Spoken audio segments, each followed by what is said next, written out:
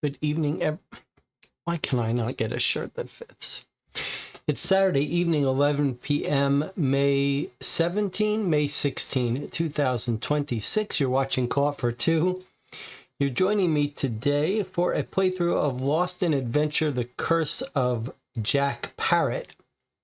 This is actually the second game in this Lost in Adventure series we've played. The first one I have here was called The Labyrinth. We played it on the channel and I reviewed it. I was quite fond of it. A little bit of an attempt to recreate an adventure, point-and-click adventure game in tabletop form. Lots of games have tried that in different ways. This one has got some unique stuff, including a nice big map that you move around in. Some interesting branching choices. The highlight for me for the first game was the embrace of real Greek mythology. You sort of got a little lesson in Greek mythology during the course of this. So I'm not sure what we're going to get here. Is it a satirical play on the Jack Sparrow movies with Johnny Depp, or are we going to get what I would prefer is if we get more real lore of like Treasure Island, but I'm not sure. I feel like I'm too easy to frustrate these days. And the slightest thing makes me want to just reset the whole planet, the whole universe. It's a very good thing for all of us that I don't have a reset button on this universe, because I'd be punching that every day.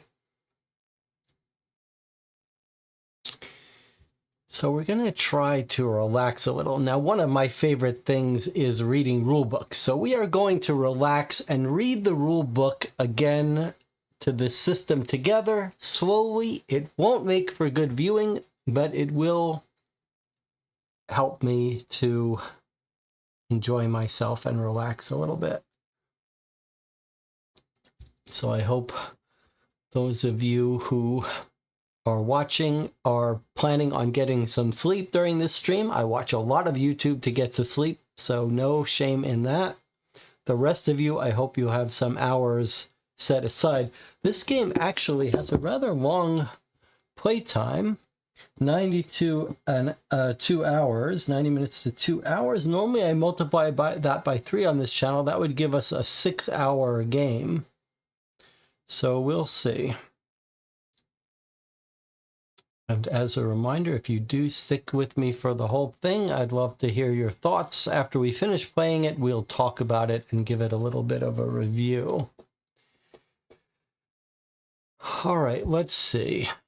Age 10 to 99, 1 to 6 players, 90 to 120 minutes. Cooperative tabletop graphic adventure, short text, evocative scenarios. Play alone or with friends. Now, this all looks the same, but I don't know what's going on here. I don't remember this in the first one. We'll see. We're going to read it together. Is it the same author and artist? Marco and Guillaume, Marco and Michael Menzel, who's a well-known board game artist. Michael Menzel did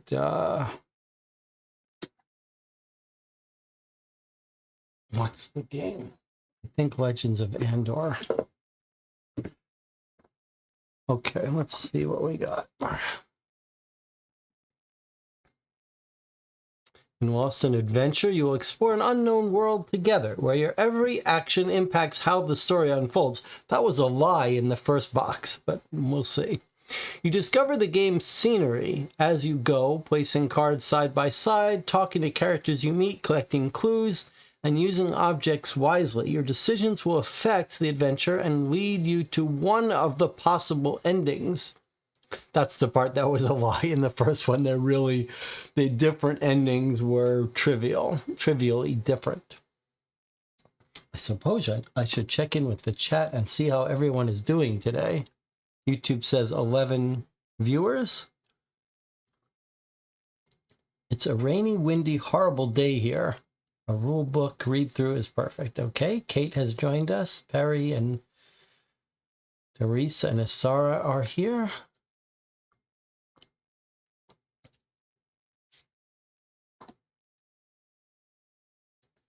Feel free to, talk about projects you're working on, hobbies, housework, whatever you're working on. Feel free to talk about it in the channel. You don't have to interact with me. You can interact with each other. All right, let's see what we've got here. Contents. We've got reputation tokens, 8 of them.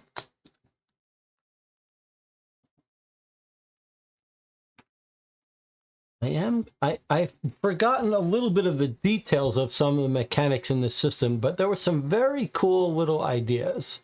We have a pirate pawn. I wonder how many of you out there have read Treasure Island. Treasure Island was a book that my mother read to us when we were young, and it was quite an amazing, creepy little story of a little kid and pirates. And I need to revisit that because I have very fond memories of that being a very, what's the right way to say it? Like that painted a picture that I could see, that Treasure Island. Okay, we've got scenery cards.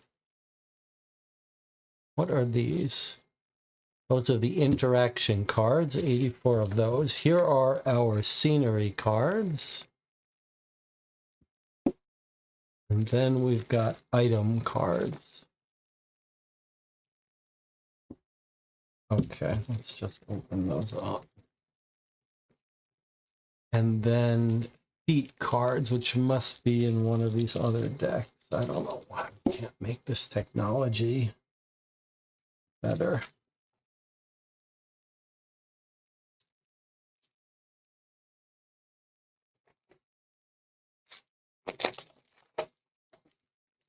Surely there is a way to make this technology better.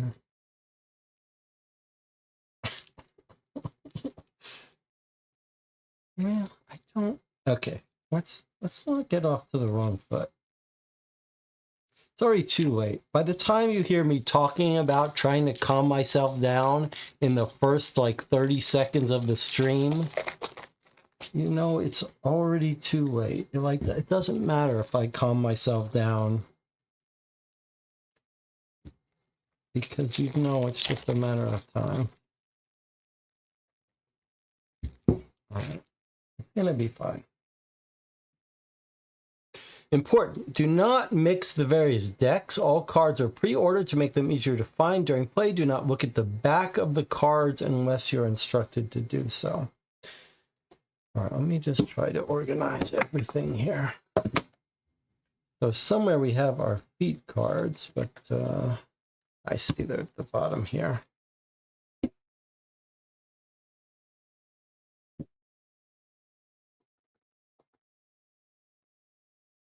Let's do it. Okay. Goal of the game. Lost in Adventure is a cooperative game. All players are on the same team. They win or lose together. Your goal is to complete all the feats and complete the adventure with as many reputation points as possible. In this game, it's important to figure out who or what to interact with, how and when. Timing is very important. And there's a little text here. In this rule book, the text on the cards are blurred to avoid spoilers. Okay, I remember this mechanic from the previous game. Arrange the 10 feat cards face down in 1 or 2 rows on one side of the table. Now, I don't think we did this before, and I'm inclined not to do it either, but we've got a stack of them. Maybe we'll lay them out at one point. All right, and then we have the interaction card deck, and that's gonna go somewhere.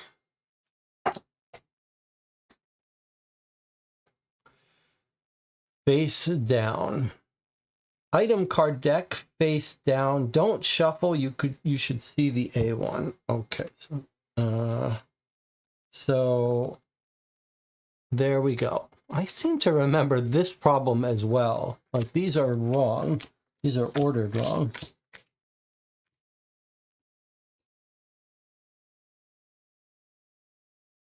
You should see the back of A1.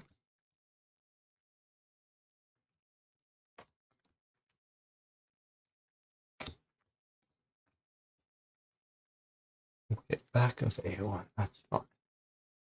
And this deck, yes. Okay. Arrange the 8 reputation tokens on the table so the color side is visible. You start with 8 reputation points. Okay, so there's our reputation points, which we start with.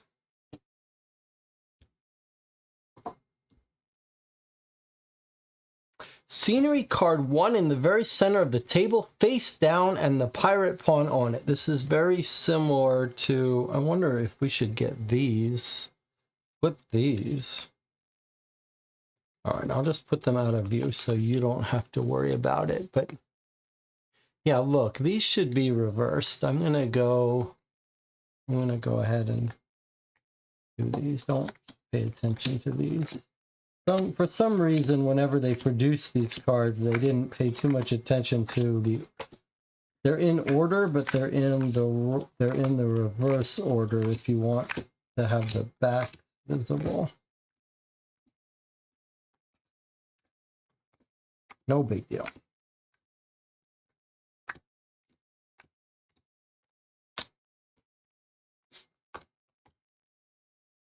Okay. I want those all off camera anyway, so you don't cheat and peek at them. But I am qualified. I am qualified to ignore what I see, and my bad memory helped with that. I've just started playing a new Kickstarter game that arrived 3 years ago called Witchbound. It's a point-and-click type of game. It'll be interesting how this compares. Witchbound? That does not sound familiar. I'm curious about that. I'll look it up when I get a chance here. Okay, so scenery card 1 face down. Pirate card on top of it. Here's what it looks like if you're curious. That's going to get flipped. We'll be moving around on a map as we go. Now, all rules apply unless otherwise specified on the game cards. Cards take precedence over the rulebook. There are no proper turns during this game. Any player may move the pirate pawn across scenery cards or interact with any interaction card in play, and so on. Decisions, however, should be made together. At the beginning of the game, turn over scenery card 1 and put the pirate pawn on it. Okay, here we go. So this is our starting location, and here we are. That's us, and some plants and a shovel, and a kind of scary looking plant, actually. All right, that will go in the center of the table, and we will build stuff around it as we travel. But let's finish learning how to play the rules. Okay, the feat cards. We've got a stack of 10 of them. This is the scoring goals thing. These cards represent your progress in the adventure. Over the course of the game, you'll be told how to reveal them and how to complete them. Kind of a clever little mechanic. Now, the scenery cards, these large cards represent the game map that is gradually being created on the table. Instructions during the game will tell you when to place new scenery cards or when to remove them from play. When you place new scenery cards, always place them face down, leaving space around them so you can add more later. The arrows and the little numbers will help you arrange the cards on the table. Connect each card to another by matching all the arrows along the sides. Now, I do not remember gaps when we played the previous one, but I could be just misremembering. So it's just telling you how to line them up. Connect each card by lining up. Okay, fine. That's a weird... Oh, this card is saying this is where card 2 goes, and this is where card 4 goes. That's fine. Some scenery cards display the instruction cover X. When this happens, place the new card face down on top. That's so like when you perform some action, like you blow up something on a card comes out and replaces it. The arrows and numbers help you arrange cards, connect them. Okay, some scenery cards refer to another scenery card already in play. If that's the case, put the new scenery card next to the scenery card it refers to, like if you go upstairs, perhaps. Finally, if one of the cards that was played has the pirate icon, looks like there's two versions of it, turn it over, place the pirate pawn on it after adding the new scenery card. So sometimes you place a card and it's like you're walking onto it. All right, so if you get that out, you turn it over and put the pirate on it. Movement. To move, so some cards you can see at the front of when you put down and you move on it. Other cards you have to move onto it before you turn it over. To move from one scenery card to another, simply move the pirate pawn. You can freely move to any previously discovered scenery card, no matter the distance. You can also move to an undiscovered scenery card, but only if it's adjacent to a previously discovered scenery card and connected to it by an arrow. Fine. So once it's revealed, you can just teleport to it. Otherwise, you've got to be adjacent. You cannot move diagonally. You cannot move to an undiscovered card unless it's connected by an arrow to a card that's been discovered already. To move onto an undiscovered scenery card, first turn it face up, then move the pirate pawn onto it. Some scenery cards, when discovered, may activate a chain of events. Wise adventurers never randomly explore the map.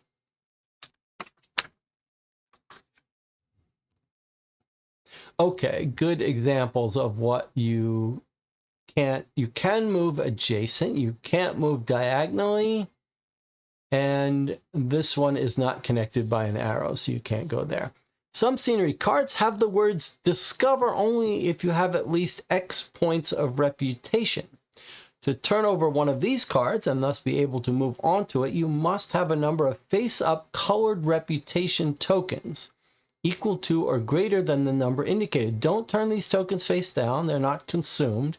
Once the scenery card is discovered, it's always possible to move onto that card even if the reputation points should decrease over the course of the game. That's fine. And I do want to remember, we're starting with 8, right? You start with 8. Okay.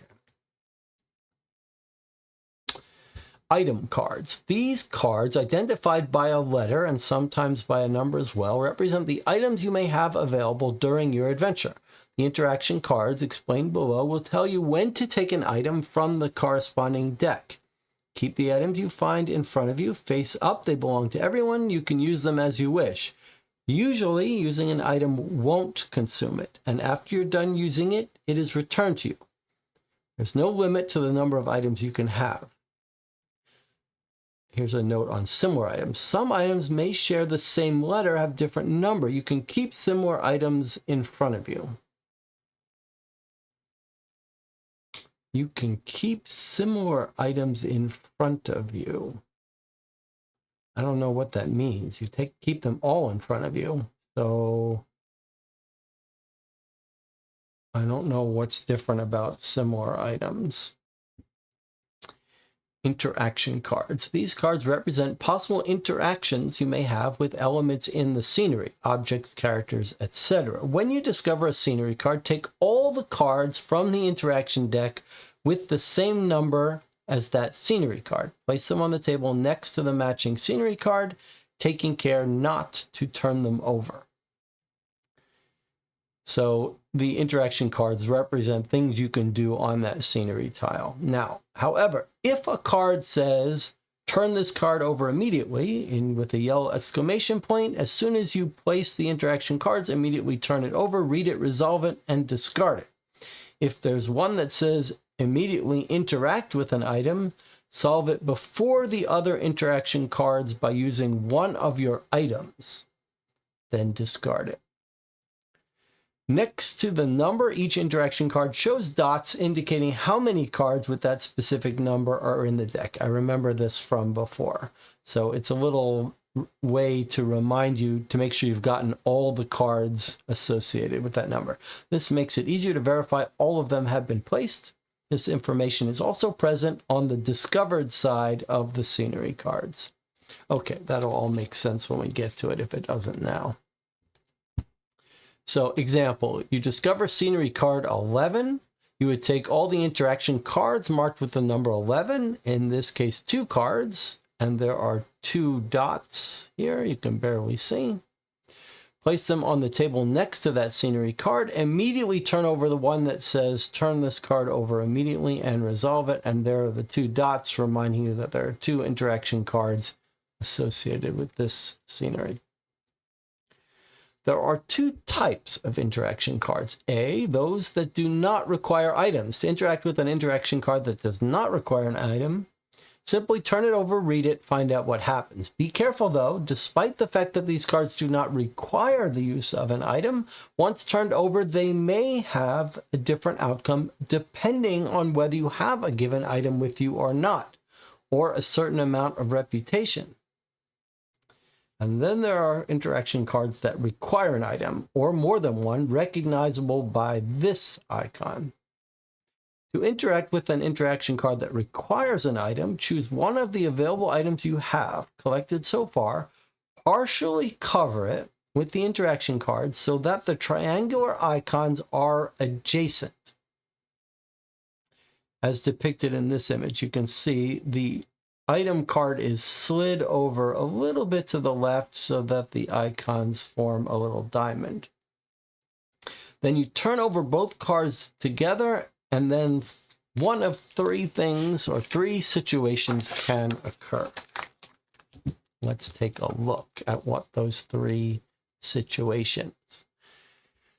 Case 1, there's a perfect match. All of this is to simulate what you would do on a computer. This is the whole topic of all the lengths that have to be gone through to make a tabletop game without a device simulate all the stuff that a computer would do with ease, but it's actually done pretty well in this game, and so it's clever how they've done some of this. Okay, so you line them up, and then when you turn it over, you see if there's a perfect match. The item's letter is also found somewhere on the back of the interaction card. So you can see here we've used item B, and there is a B showing. So read only the part at the top of the interaction card and the one in the matching letters paragraph. So you would read the top, and then you slide this out of the way so you can read the B part. And you would ignore any letters that you didn't try to use to interact with it. Follow those instructions. When you're done, discard the interaction card. You can no longer interact with it, and put the item back in front of you if you're not told that it got consumed. Case 2, this is if there isn't an exact match with the letter. Here we had a B and we use B, but here we've got a generic asterisk, meaning there's no specific thing that happens if you try to use B, but you've got a generic. Slide the card down and you read until the paragraph with the asterisk is revealed. Read only the top and the asterisk. Ignoring any others, follow those instructions, discard the card, put the item back in front of you. Now, if there's no match at all and no generic match, then we're in case 3. Put the interaction card back on the table, face down, as if you had not interacted with it, without reading anything on its back. You can interact with the same card again later, put the item back in front of you. Now, whether you take a mental note of what items you should have been using or not, probably ideally you wouldn't even look at these letters and remember them, because you don't want a clue about what object you should have interacted with, but sometimes that's hard to escape.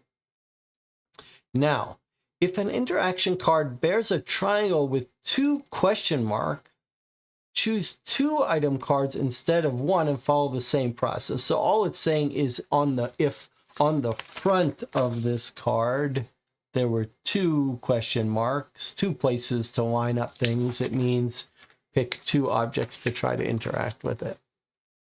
Figuring out what objects to use with what situations is the key part of this game. It's like a little adventure game. Interactions with similar items. When you interact with an interaction card using an item identified by a letter and a number, two things can occur. On the interaction card, only the letter appears and no number. That means any item with that letter is fine, regardless of the number. That makes sense, right? You understand. Like if maybe a lamp would be a C1 and a candle would be a C2. So they're both sources of light. So most of the time, either one will work for something. Or it might have specific letter and number that matches up. If it's a specific letter and number, then you have to have tried to use that specific letter and number to line up. So C1 matches C, and so would C2. In this case, only D1 matches D1, D2 wouldn't match D1. You can usually interact with each interaction card only once, after which it's discarded. No, you can consult the discard pile whenever you want. Choose carefully which ones to interact with, when, and with which items. You will find plenty of clues in the game, both in the texts and the illustrations, that will help you figure out what is the best thing to do. That's the game. Now, end of the game. The game ends when you have reached one of the story endings. To determine your score, count the reputation you have gained, subtract the number of uncompleted feats, i.e. those not discarded, whether revealed or not. So there, as we go, we'll reveal feats, and there'll be something we can achieve, and if we do achieve it, we'll get it. And sometimes we will see a feat and we won't be able to achieve it, and sometimes we might not even see a feat, which are like goals.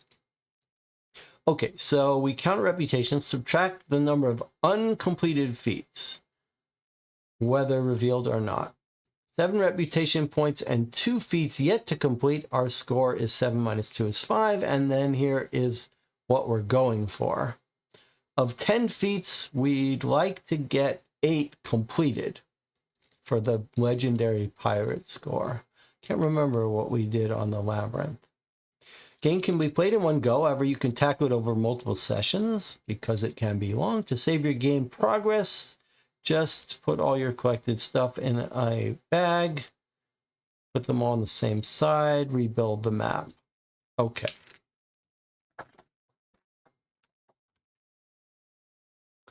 Playing again. Rearrange all their cards in order. You may find some of these key instructions on the interaction cards or elsewhere. If an instruction is impossible, for example, because the card it refers to is no longer in the deck, just ignore it.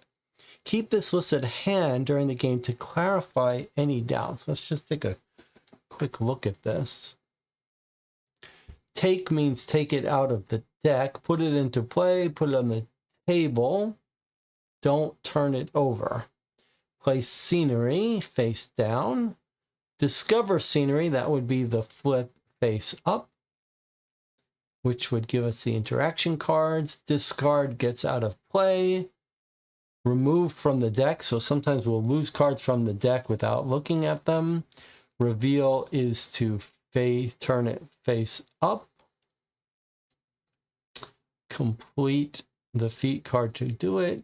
Turn this card back over, face down, and then -1 reputation. Turn a reputation token face down into its non-colored side.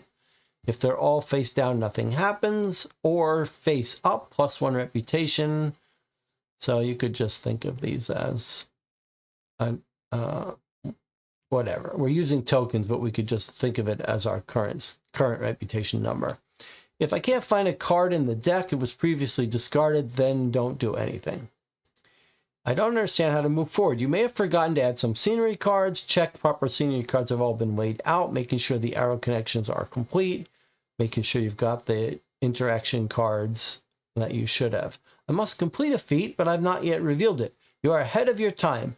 Reveal the feat and apply the when completed effects. If later on you find a card that tells you to reveal that feat, ignore it.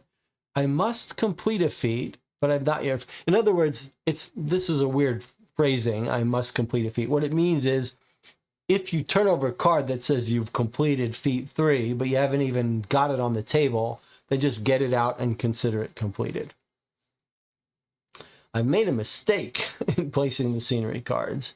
Make sure each card has all its connections, adjacent undiscovered scenery cards with the numbers indicated on the arrows.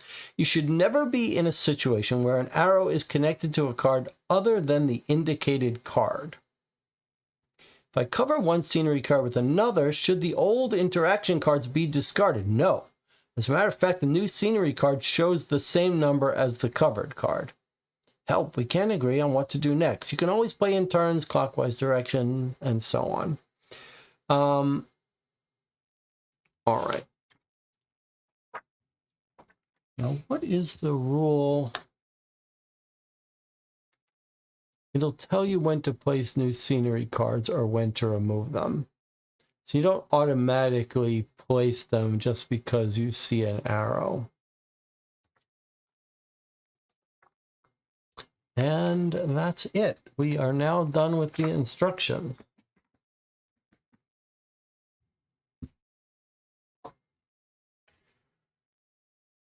All right, so this is our starting card.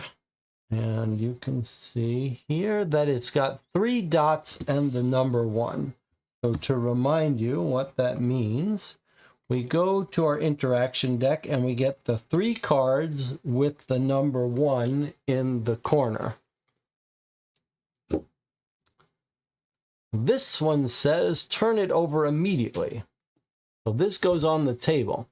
My name is Jack Parrot, captain of the Black Moon. The news of my escape from Georgetown went around the world. My fame will inspire the best ballads. Oh, I forgot. I'm here with my crew to secure one of the 2 pieces of my priceless treasure. It is said to have to do with a curse.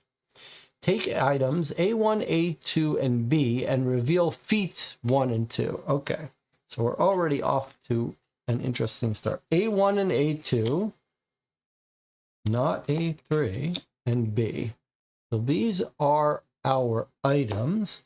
The items we do get to look at. We can see what we've got, and feats 1 and 2. Reveal them. So these are going to go face up on our table. So let's just take a look at what these are before we go to the next ones. Here's one of our feats, our goals we're trying to accomplish. Down at the port, they have been looking for a snake's tooth for a long time. You can't find any in Port Royal. I'll try to look for one on this island. All right, so here is a goal. If we achieve it, that's going to help our score, and it will give us a reputation. Remember, some actions you might take could require certain amounts of reputation. And here's another goal that we can complete. Become a legend. The only way to pass on my accomplishments is to hope that someone discovers the traces I left behind. When completed, get a reputation and reveal feat 5. Okay, but this one, I see. Okay, so we're trying to leave some trace, have someone discover some traces I left behind and become a legend. So we'll know when that's achieved because a card will say you've completed feat number 2. And let's see what items we're starting out with. My dominant hand, the left. So we've got a left hand. We don't have a right hand. A bag contains many more items than meets the eye. Do not use this card for interaction cards. Keep this card in front of you. And a hook. Sometimes this hook lends me a hand. So I guess this is our right hand. Okay. Or something like that. So these are items we have always available, I guess. I mean, our hand should be always available. I don't know why our bag... We don't know what the bag is for.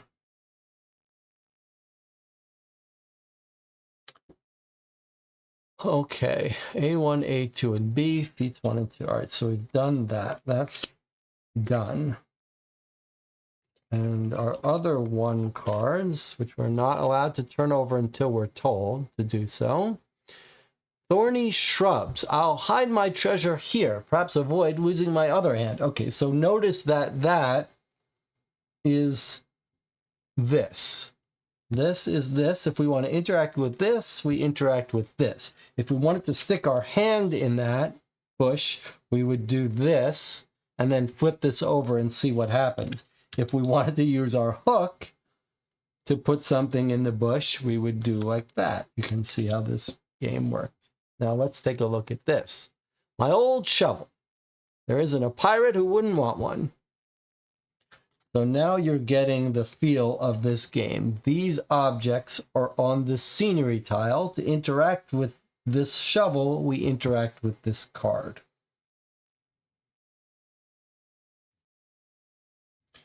Now, there's nowhere to move. So until we do something here, there's no moving along. So let's clean up our workspace here. You don't really need to see all these now, but you can see that we've got a big giant deck of scenery cards that are going to eventually come out on the table and create a map and a big deck of interaction and feats. And currently we have 8 reputation. I might swap this out for a little track to make it a little easier for us all to keep track of how much we have.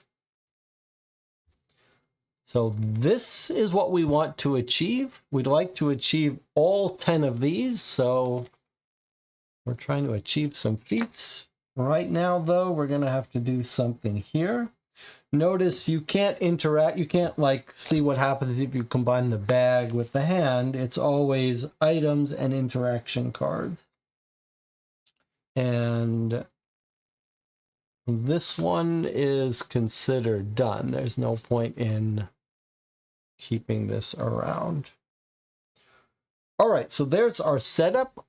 We're ready to take our first proper turn, but we're going to take a little break early here.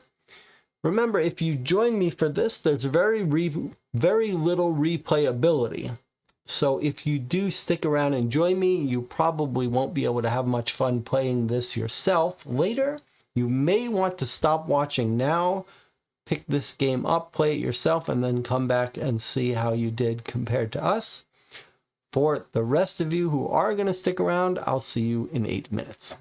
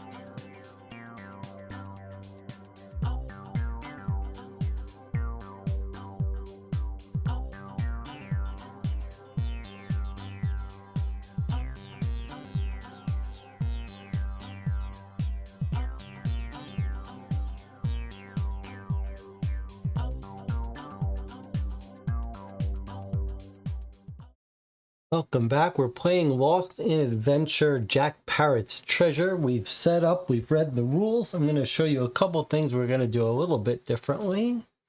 Here is the pirate pawn. It just keeps track of what card you're on. I'm going to swap this out for just a little cube so it blocks less of the art here. And instead of keeping 8 of these, which we might have a little bit of a hard time keeping track of how many, I'm going to use a little counter here. So as we lose reputation or gain it, although we can't get higher than 8, and I'll just put this here. And I've got some little trays here that I've been using to play ether fields that we can use to put our items. All right, so just to refresh your memory, here are goals. Here's the tile that we're on that we can interact with, the scenery tile, and the way we interact with it is by combining objects with stuff here. But now, this one is not one you can interact with. Is it an object? Not an object card, but it doesn't have a question mark. I think maybe we're just supposed to... Already I've got a little question here. If it doesn't have a... If it doesn't require an item, you just flip it over and read what happens. But even though it doesn't require an item, once turned over, it might have a different outcome depending on whether you have a given item or a certain amount of reputation. So this one, if we want to interact with it, we would just flip it over. We can't use an object on it. This one, we can use an object, and this one seems to be giving us a clue. I'll hide my treasure here, perhaps avoid losing my other hand. So that seems to be a clue that we shouldn't put our good dominant hand into that bush. So I think I'll hide my treasure here. But do we have the treasure? Do we have the treasure, or do we need to dig it up first? I mean, it feels like we could just do this and hide our treasure there, but I wonder... This one says, do not use this card for interaction. Just keep it in front of us, but these other two we do use. So shall we just use our hook in here to hide our treasure? Or do we need to dig up our treasure first? I mean... It is interesting that we didn't get a story. We're just on this island.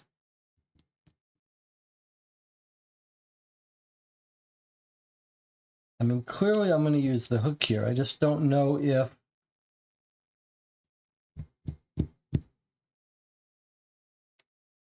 I don't know if we should be doing this first or doing this first.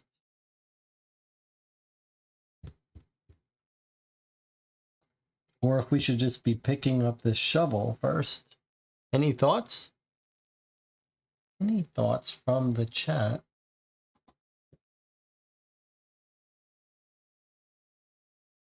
I mean, we'll speed up this playthrough at some point, but in the beginning, it's nice to go slow. The only choice is do you want to interact with the shovel first or interact with this first? And if we interact with this first, surely it's with the hook, but I'm not sure which one we should do first.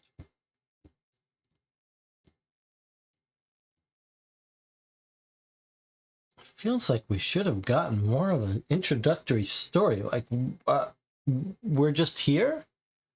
This was our story? The news of my escape from Georgetown. Okay, we've escaped from Georgetown and we're on an island. And what are we trying to do here? Secure one of the 2 pieces of my priceless treasure.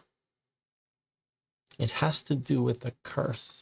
All right, no one is saying anything, so it's just up to me here, huh? All right. Well...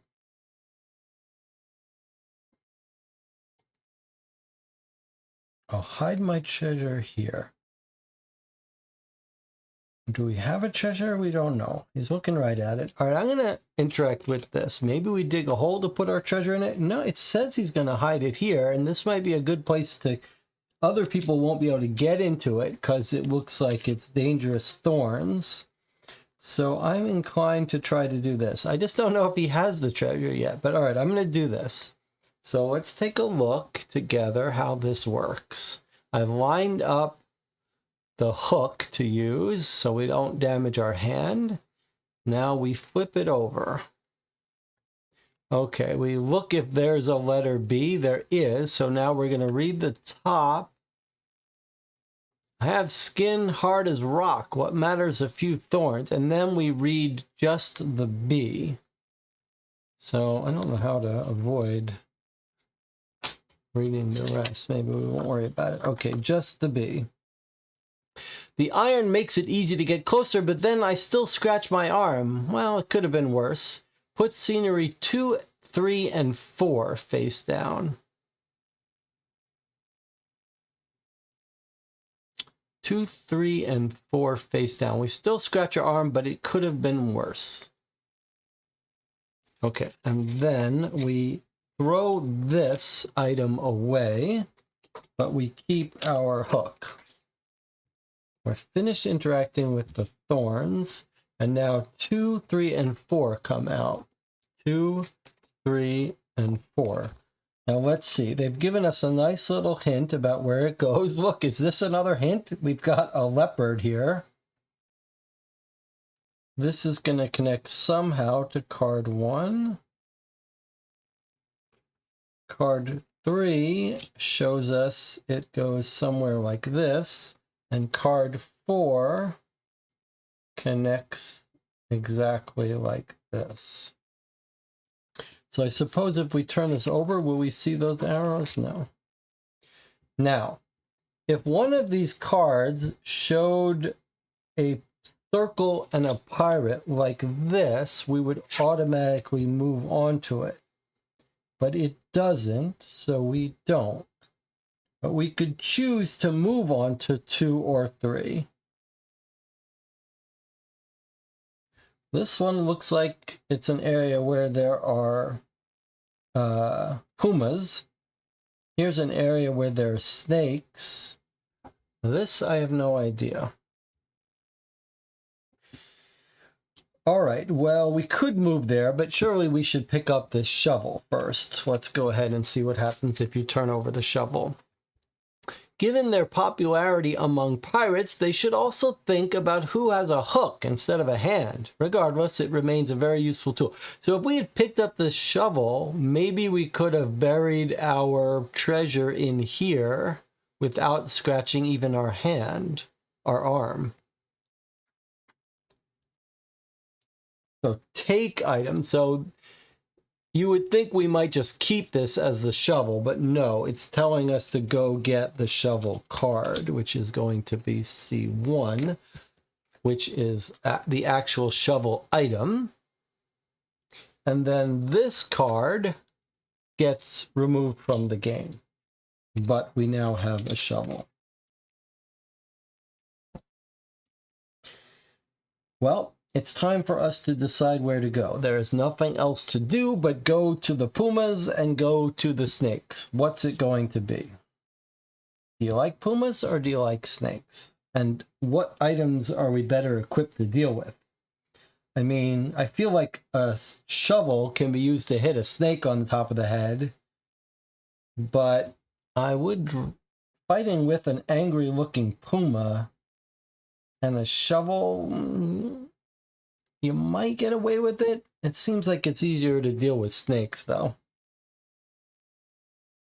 Notice we can't now use the shovel on this card. There's no interaction cards out there.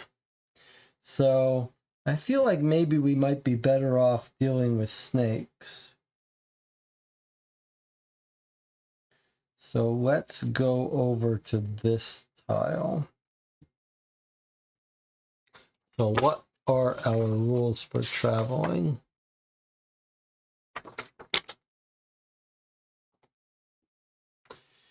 So you just move your pawn and you flip it over, but be careful. It could trigger a chain of events, but there's nothing else for us to prepare, nothing else for us to do. All right, if no one has any objection, we're going to walk this way. All right, so we do have a snake and a parrot, our namesake, and what looks like maybe a little trail and some sticks. So 2 dots for 3. So we're going to go get the interaction with 3, 2, 3 cards. Let's see what interactions are available on this card. We've got the snake. How can I get closer without hurting myself? And we've got the branches. If they're on the ground, they certainly don't belong to anyone. So this has no item interaction, so we could just pick these up. But is it wise to pick them up while a snake is sitting right there? Notice that the scenery connects together. Now, we are on this tile, but we could go backwards without any cost. We could just hop here and go here if maybe we think we're going to get something that would help us deal with this. But at any point, we could get a card that forces us to interact with it. So the question is, do we want to stay here and interact with the snake or the branches? Or do we want to back up and see if there's some item here that will help us deal with the snake? I think use the branches to deal with the snake, huh? Is there like a little Y-shaped thing? Sort of, yeah. We could use a stick with a Y shape to pin down the snake's head. That makes sense. We want to just try that while we're here rather than going and dealing with the seeing if the puma. All right, so let's pick up the branches. Hopefully the snake won't strike us while we're picking up the branches. Now they belong to me. Okay, I do like the shape of that. Like that is the shape that you could hold, pin down the snake's head. So take item A3, which is the branches. Versatile, you can do many things with them. All right, so we get rid of our interaction and now we have the branches. All right, so I think it makes sense to use the branches to get close and pin down the snake. Shall we do it? Surely that's why we've done this. All right, so we flip this over and we see, remember, if there was an A3, we would start by reading that. There isn't. We look for a generic A. There is, so now we're going to read this. I try to grab it, and I get bitten instead. Luckily, it's not poisonous. So that didn't work. I don't know why it didn't work. I don't know why it said we tried to grab it when we tried to use the stick to pin its head down. Obviously, the game was not thinking on the same wavelength as us. Maybe what it should have said is I tried to pin down its head and he bites me. Luckily, it's not poisonous. All right, we lose a reputation. So that seemed pretty unfair, but we're down to 7 reputation.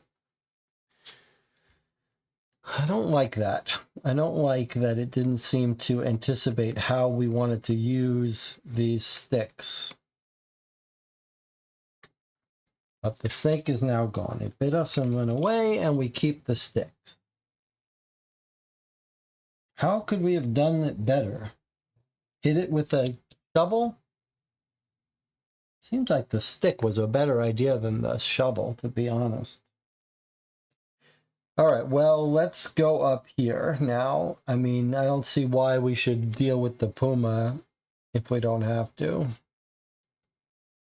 Although I wouldn't mind looking at it, getting a look at it, but let's go up here.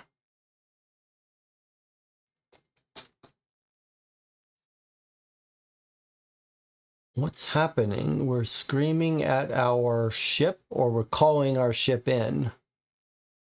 We've got the parrot is following us, and we've got a little seagull. And we've got a little kraken on the sails. That sounds like that's probably our ship. All right, let's go get our 4s. 2 4s.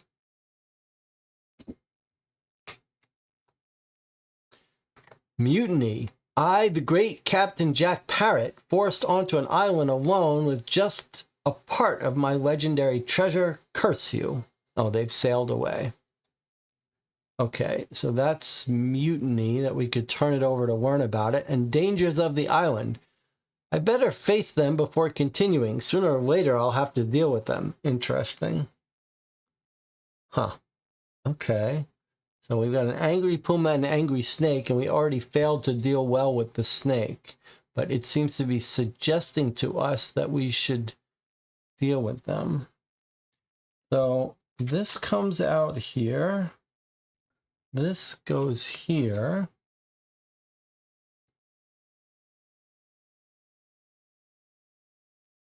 There's no place for us to go except to the puma card.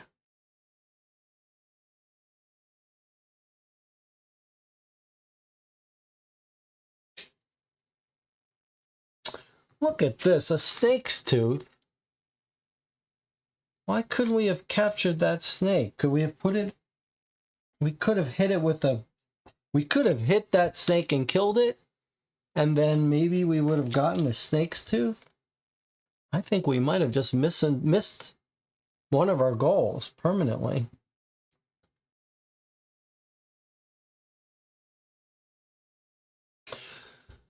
Neither of these cards involve items, so I guess I'd be inclined to just turn them over and read them. So let's read about this mutiny. May the sea swallow you. Because of you, I'll never be able to see my family again. I curse everyone who mutinied, starting with you, Alexander French. Hey, now that I think about it, my faithful Parrot should be able to find Port Royal. I'll entrust him with the map of the island, hoping someone will come to save me. All right.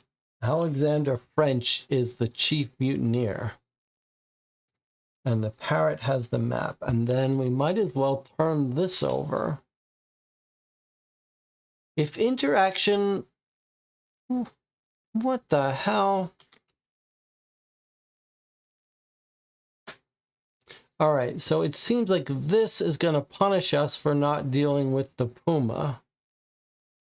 But I thought this was going to help us interact with the puma. So I don't love that. But all right, it's too late. We flipped it over. If interaction puma or snake is still in play. Oh, I guess it's not. It's not in play. Otherwise, the great Jack Parrot is not afraid of anything. To face them, I didn't even unsheathe my trusty Stormlash. In fact, I could have. Well, didn't need it.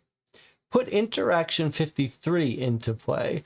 So if we had looked at the puma, but then skipped by him, or tried to skip by the snake, we would have gotten this reputation penalty. But we didn't. We at least tried to deal with the snake, but we lost our reputation anyway.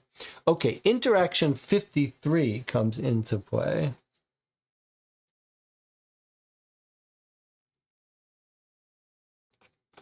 A rock. And then this goes away.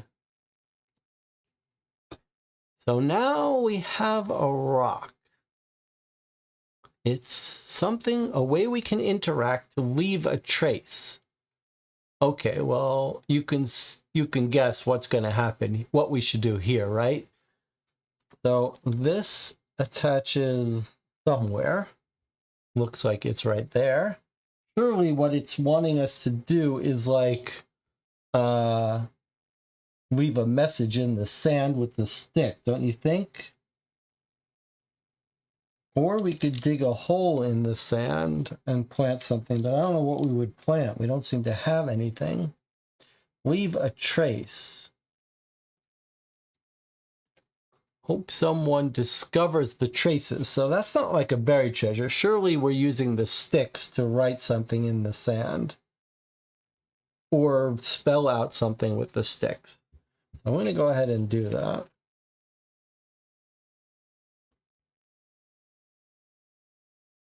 Unless anyone has a better idea.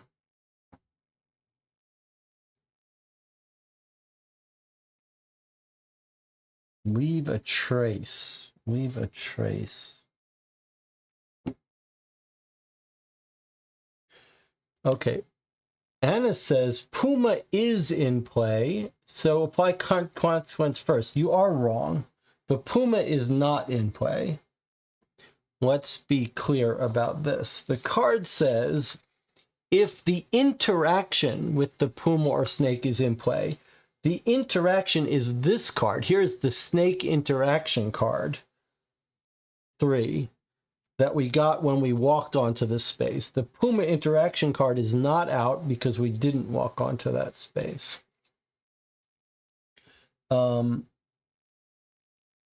So the only question is, how are we going to leave a trace? I think we're probably going to carve something into the sand. We could use our hook to do it, but it seems like the sticks, or maybe we're going to spell out something with the sticks. So I'm going to try that. Let's see what happens. All right, so we do specifically have an A3, so we're going to read that. I create signs with the collected branches. I hope they remain recognizable. Discard item A3, put scenery 5. So remember, sometimes you lose an item after you use it. So we've just used the sticks for what they're for, and scenery 5 comes into play, which is this card. Both of these go away. The rock automatically, and the branches because we were told. Okay, 5 comes into play right here with this nice little hint about how to put it. Notice you couldn't walk this way even if you wanted to. No arrows connect. So there's nothing to do but walk on here. But notice the backs of these cards have got some hints. So we're following our parrot. Remember, we gave the parrot the map. So it makes sense that he's leading the way. So let's go ahead and flip this over and see what we see. All right, so we've got the parrot sitting on the rock. We've got a bottle. It's got our hat in it and a key in it. And one interaction card that's supposed to come out, number 5.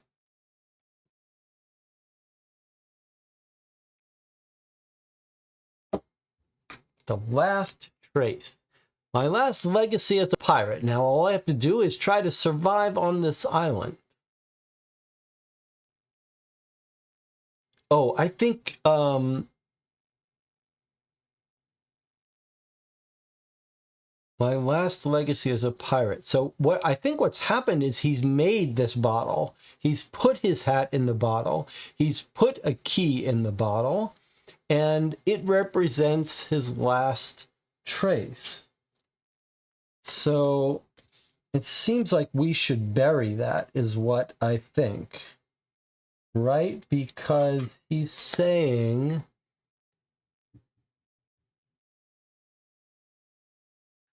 Not he's saying...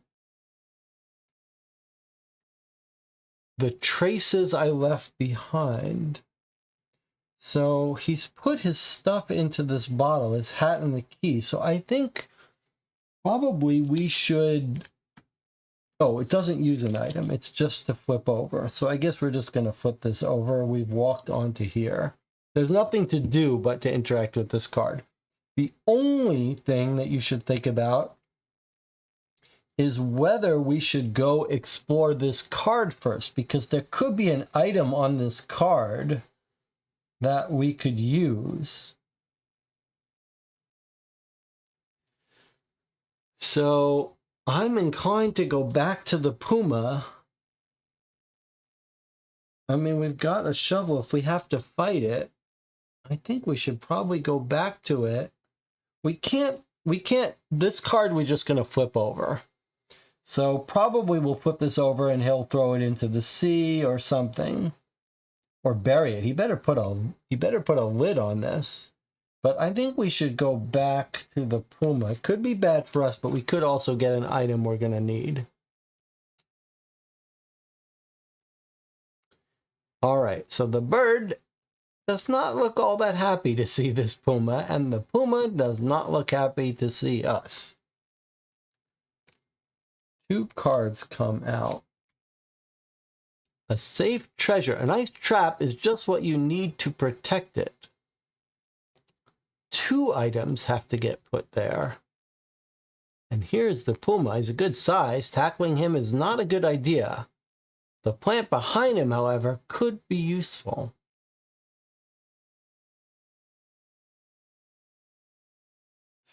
So it's saying that we could put a treasure and protect it in this trap. And it's saying that we'd like to get our hands on the plant behind this puma. So these just sit here. We were given a hint about not leaving these guys behind, though. So probably we want to deal with them sooner rather than later.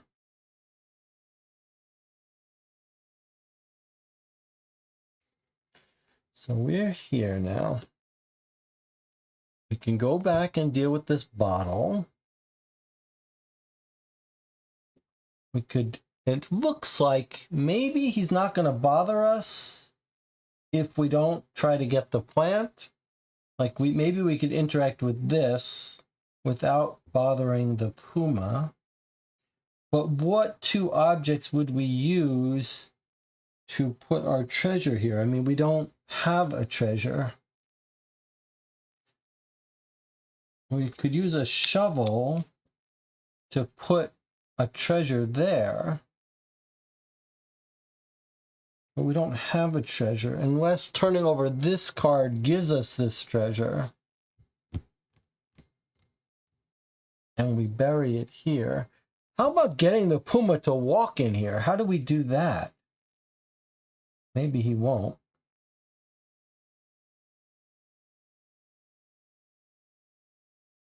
Feels like we don't really have enough to deal with this, doesn't it?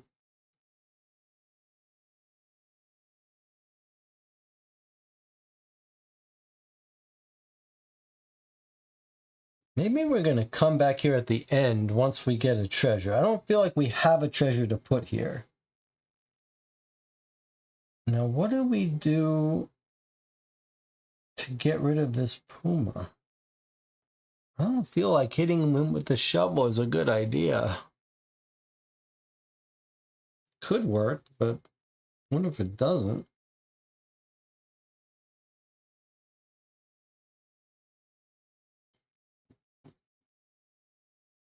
You can't fight a puma with a shovel, can you? I don't see how that's going to work.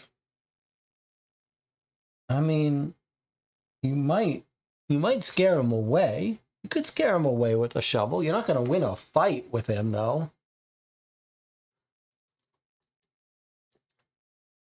So we could attack him with a shovel, try to scare him away, or we could just leave him and deal with this bottle. I guess I'm inclined to come deal with the bottle. No matter what we find here, it's not going to help us do this. So let's come back here and flip this card. I'll never reveal to anyone how I put the tricorn hat and the key in the bottle. I will entrust everything to the sea. May they arrive in good hands. Discard items B and C. Remove all scenery and interactions from play. So that's it. We're moving on. We've lost our chance to get the plant. We've lost our chance to interact with the puma. How strange. All right, items B and C. Our hook is gone. We're losing our hook.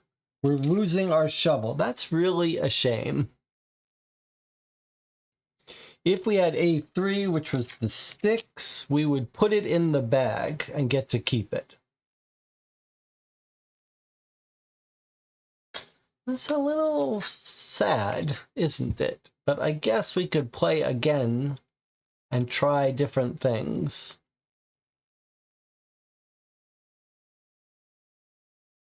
I don't love the fact that things are being blocked off to us before we even realize we're doing something. Like we haven't told the game we want to move on, but it has just told us that by flipping this card, we've decided to move along. Don't love that. But it is interesting that there are paths we're not seeing. Okay, the bag and everything underneath it, which is nothing. We've lost these 2 items. They were just for this thing, and it looks like we're probably going to fail to do these. We don't have the snake tooth. It feels like we accomplished this, but no one has... Yeah, I don't know. I mean, we did leave the trace with the sticks, but...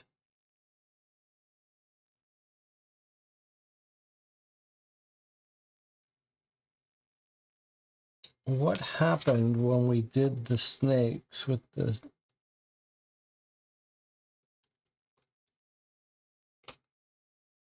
I just want to make sure it didn't say. It didn't say that we've achieved that feat, did it? I need to leave a trace. No, we didn't get... we did not get that feat for that. All right, well, let's just do all this. All the scenery goes away.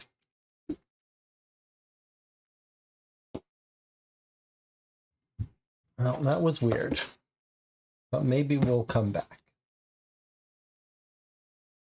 Remove scenery and interactions from play. It doesn't say to discard them. It just says remove them from play. Scenery 6 comes out. Okay, I didn't love that, but I did enjoy the adventure part, but I did not love the forcing us to move along when we weren't ready. So what's happened? It's like we're back in time. This looks like this is us as a little child here. So we're in a house. We've got a cat, a nun. I think that's us as a child. 3, 6 items. Okay.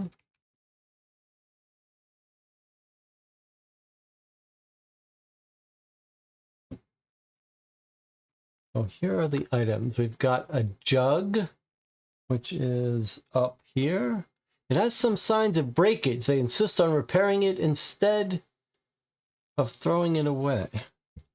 Then we've got the cat, my companion in every escape attempt. And then we've got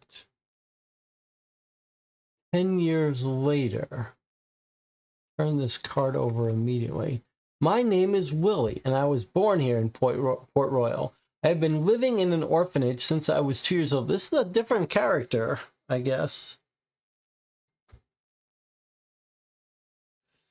I've been living in an orphanage since I was 2 years old. I see. This is 10 years later from now is a different character, a little kid that we're in control of now. I don't remember much before then. When I managed to sneak away, I go to the harbor and listen to stories about the infamous pirate Jack Parrot and his legendary treasure. I want to become a pirate like him. Who knows? Maybe one day I'll even meet him. Reveal 3, which is, I will never be a true pirate as long as I am confined to this orphanage.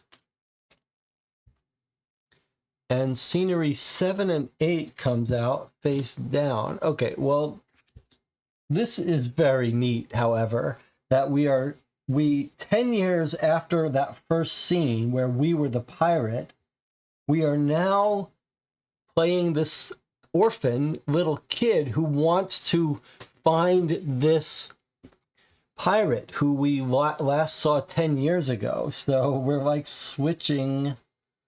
It's a pretty neat idea. All right, so this goes away.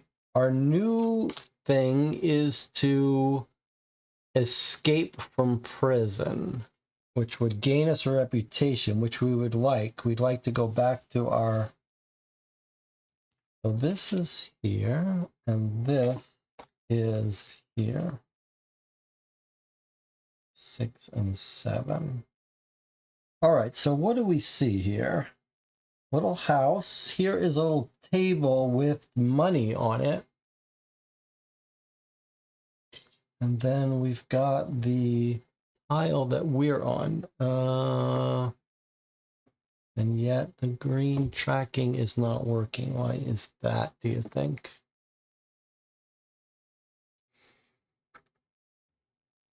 The cat is our companion in every escape attempt. Now that could mean that the cat is what gets us caught. Or it could mean that we should take the cat with us. We've got a jug. It looks like maybe there's some water here. Perhaps we could fill it with water.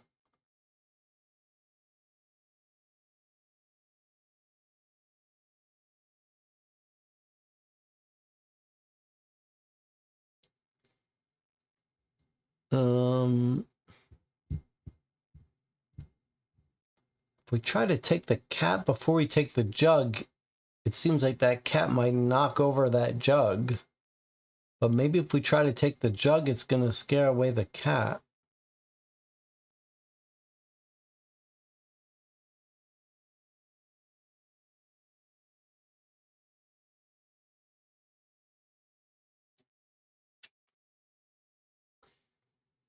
Oh, that was the one we threw out of that.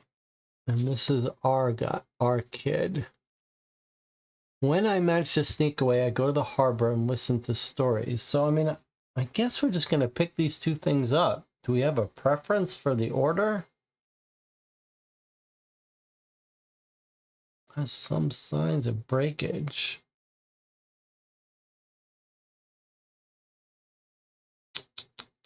I mean, I'd rather have the cat than the jar, but I don't want the cat to knock over the jar. I think we should pick up the jug first. Once again, I'm handling it wrong. I never should have touched it. The nuns are very fond of this jug. They won't take it well when they find the missing handle. Minus a reputation. Okay. So far, I am not on the wavelength of this game. And I can't say I'm too happy with this.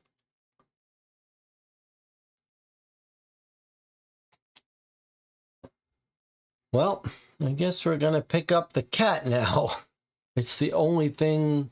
Well, I say it's the only thing we can do, but that's not right, is it? We can happily just move along. But I'm going to try to pick up this cat. He's a business partner. He knows how to move in absolute silence, but he is not so clever as not to be caught by the dog. Take item L.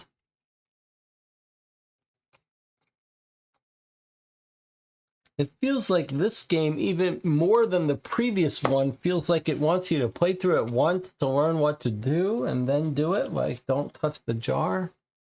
Okay, here's L. Here's our cat. A scoundrel capable of moving silently. I do like the writing on this game, though. All right, so we've got a cat that's capable of moving silently, and we're carrying him with us somehow. And now we get to move along. So this looks like maybe leaving. Or no, there's the doghouse. That's the doghouse. That's not good for the cat. I think we go this way, but we may have to circle back to the doghouse. Let's see what this is. Ooh, that's the dog's bowl. And some money. And some shovels. 4 interactions in 8. Okay. Let's see what we've got. We've got a closet, which says turn it over immediately. I close the door behind me, which creaks as if it hadn't been opened in ages. Sister Sentry will not be happy. There's a reason behind that name. Scenery 9, face down. Oh, she's left her cover 6. I see, we can't go back. Or if we go back, she's not going to be there. And did this have a face on it? No, but I guess we're on that space now. All right, so we can't go back without having to deal with Sister Century, but this is done. Then we've got donations, shovels, and a bowl.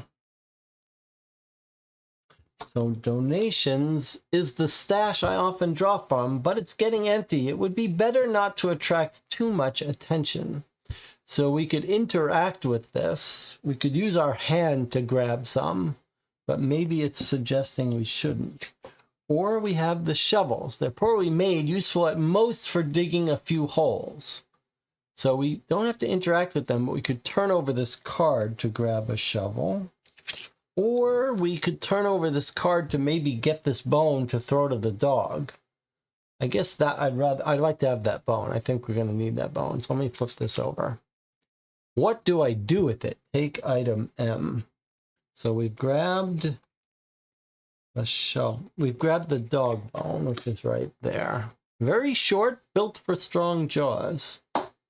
Okay, so then that goes away. We have a bone now in our thing that we can throw and make the dog run after it. However, the question we have to answer now is, are we going to try to grab this money or not? If we don't grab it, we won't be able to buy things. But it seems like it's gonna try get some attention. We'd have to use an item with that. What would we? Oh, we would use our hand to grab it. I guess I'm inclined to at least start by just grabbing the shovel. Let's turn over this card. When a kid with a shovel meets the nun with the carpet beater, the kid's done for. But I'll take one anyway. C2. Very poor quality. It seems like it'll break just by looking at it. Okay, let's just remember that that's a poor quality shovel. All right, so we're done with this. Now, it sounded like you guys did not want to try to steal any money. Is that right? You really don't want to steal this money? What if we need to buy something? You think bad things will happen to us if we try to take this money? What does it really say?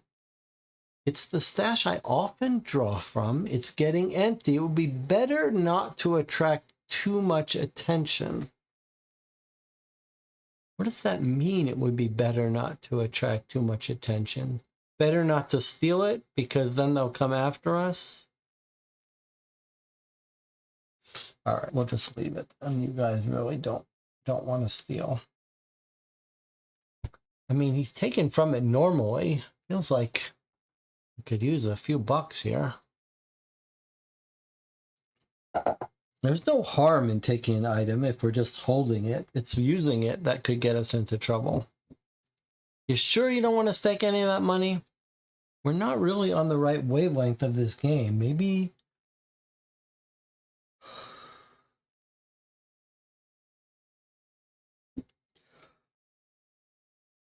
I'm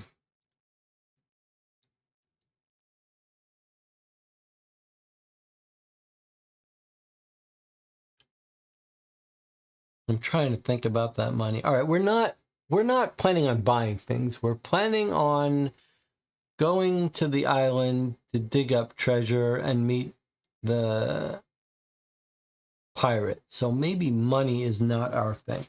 All right, let's head over here. We're going to leave the money.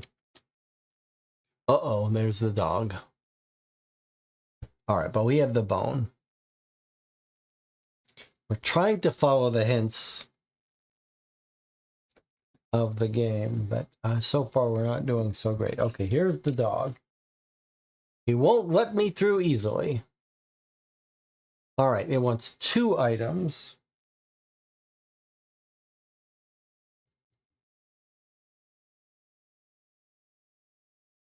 I mean, clearly the bone is 1. It's Chuck the dog. The bone is clearly 1, but is the second one the cat? What did it say about the cat? He's a business partner. He knows how to move in absolute silence, but he's not so clever as to not be caught by the dog. I don't really know what it would mean to use. I don't really understand what using the cat would do. Like, one possibility is it's saying that we use the cat when we want to ask him how to move quietly. But the other possibility is saying, whatever you do, don't let the cat get near the dog. So I don't really understand how the game mechanically wants us to use this cat. I mean, clearly we want to use the bone with the dog, but we're supposed to use another item. It's either going to be the bone and the hand to throw the bone. Is that the idea? What do you think about that? Throw the bone.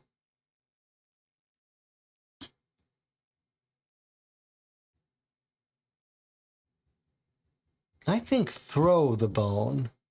Hand and bone. What do you think about that? It's really hard to know if you're on the same wavelength as this game, but I think that's better than shovel and bone. Dominant hand that you would throw with. Okay, we're going to try it. So we're using A1 and M1 here. So we basically just have to line up one of them, but remember that we're using A with this. All right, let's see if we can make this work. A1 and M, that's what we did. All right, here we go. Oh, look, I think the hint might have been that his name is Chuck. I throw the bone far away. He tries to catch it before it lands. It's time to go. Complete feat number 3. Discard item N, place scenery 10, 12, and 16. Okay, I think we finally got on the right wavelength and we did it. So we've achieved this. We've escaped, which gives us one of our reputation back. We're now at 7. Okay, we're getting on the right wavelength. Hand goes back. We can consider this one done. So we'll put that over there when we achieve it. Okay, discard item M, which was the bone. We've lost the bone. And 10, 12, and 16 come out. 10, 12, and 16. All right, well done.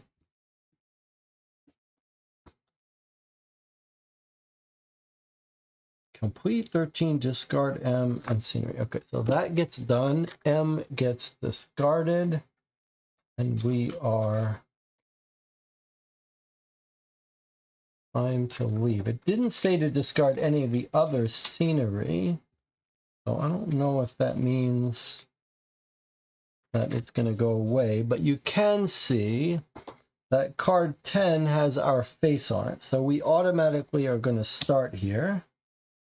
And I guess this doesn't get discarded because you can see that it says this is connected to the dog. So we've left this way, and this is here, and this is here. These stay face down.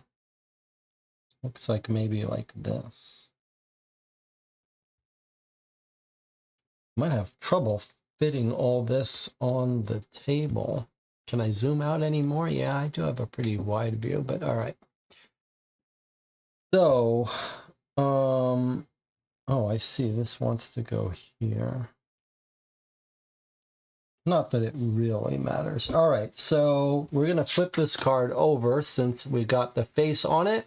And look, it looks like the marina is to the right, and so is some sort of shop. Oh, she's coming after us. All right, so we've got a fish store here, and we want to run to the right, and she's got a rug beater, which is like a giant flat spatula, wire not a spatula, a giant flat whisk that she's going to hit us with. All right, and then card 10 comes out. That is Sister Warden. Another strange name for a nun. She always goes around with a carpet beater because she's afraid of birds, but it doesn't help her much. Okay, a bird would be a good thing to use against her.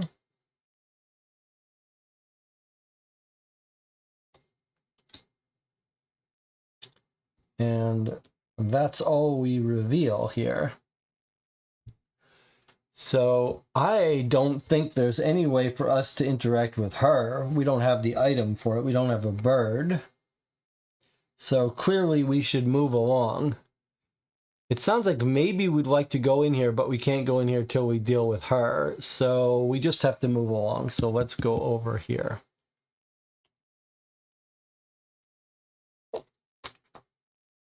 Hey, it's our parrot, and he's been caught by someone. Someone in this shop has caught our parrot. Oh, it's not our parrot. It's the pirate's parrot. We are now someone else. We are this little kid. The parrot might know how to find the pirate, though. So we want that parrot. Let's see what we've got here. So we first have to turn over this card immediately. Let's see what it says. Finally at the port. These are 12s, right? 12s. Finally at the port, a place full of tales from the seven seas. The most incredible one is the myth of the shadow bloom, a flower with dark petals that secrete a sticky resin, which is said to pulverize ghosts even more effectively than fire. Okay, we want that shadow bloom. Put scenery 21 face down and reveal feat 4. 21 is face down, and feat 4 is what? I'm on my way to become a pirate, but I don't know my way around the sea yet. I should enlist an experienced navigator. We might need money for that. We're putting together our own crew, huh? Okay, I'll put that up top here. Maybe I'll just keep these someplace nearby. Okay. We're at the port. What else do we see? We see some wooden crates. There's a passage behind these crates. I need to get them out of the way, but they're too heavy for me to move. Okay. And then there's our parrot. The pirate's parrot. The lock prevents me from releasing it.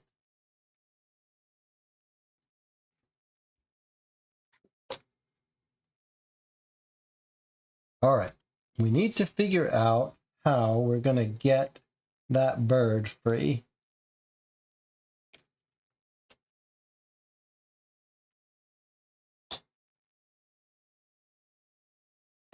What have we got? We've got a shovel. We could try to break the lock. I can see there's a market here. We could go here.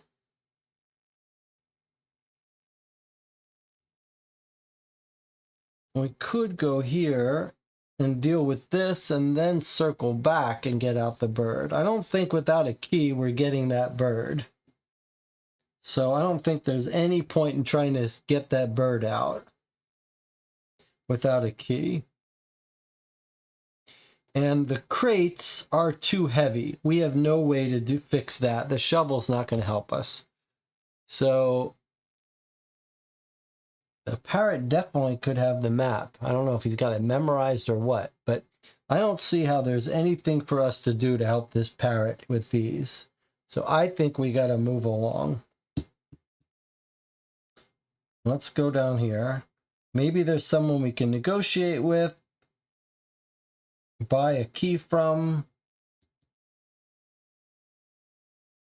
Notice we could at any point come back up and get that money. Nothing is stopping us from going through here. Like, nothing bad happens if we walk through here. We don't even have to walk through. So we could always go back and get that money. Nothing's told us to flip that car over. Maybe we want that carpet beater. All right, but for now, I think we go down here. Melly says, hey, could we offer the cat to the sister to keep the birds away? It's an interesting idea.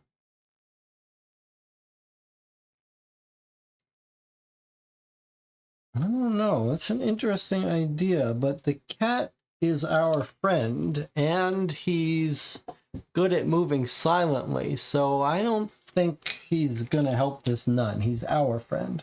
Let's go down here. I mean, the cat might want some of that fish. Keep your eye open for keys. So we need the 216 cards. I have to say, I am loving the art and I'm loving the text.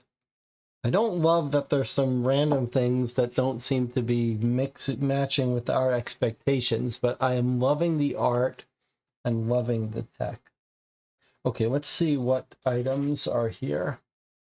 So there's a chicken stall. Chicken legs are so hot you can feel the heat from a distance. They don't look very appetizing though.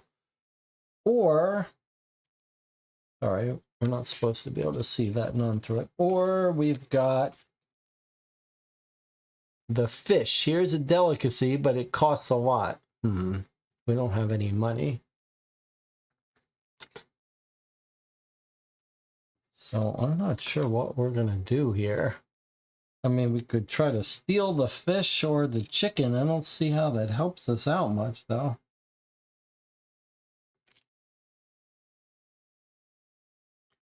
The cat moves silently. The cat could steal the fish. The cat might be able to steal the fish. But I don't know... I don't know what we would do with fish at this point. So it feels like maybe we should keep exploring. The game said don't go near a nun with a carpet beater if you have a shovel. It said a nun with a carpet beater beats a shovel. Okay, let's keep exploring. And then I think maybe the cat could be asked to go steal a fish. Well, let's see what's over here. Oh, I see. It's a big giant iguana with an X next to him. That is interesting. And we've got some jewelry here in this hut. I see X marks the spot. If we could get rid of this iguana Gila monster. Looks pretty big. At least he's tied up. All right, so in this space, we have a jeweler. He has memorabilia that belongs to famous pirates. He watches his goods carefully. Okay, hard to steal from someone who's watching their goods carefully. And the strange creature, it annoyed the traders at the port until it got tied up by someone. Is it looking for something?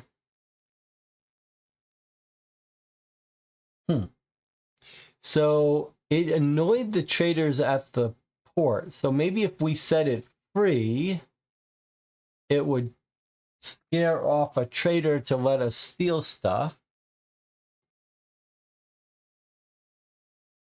He has memorabilia that belongs to pirates that could include the key. Like if he found the key in the bottle, we might be able to buy that key from him or steal that key. Okay, well, this is a pretty cool moment because right now, just at first glance, I do not know what to do.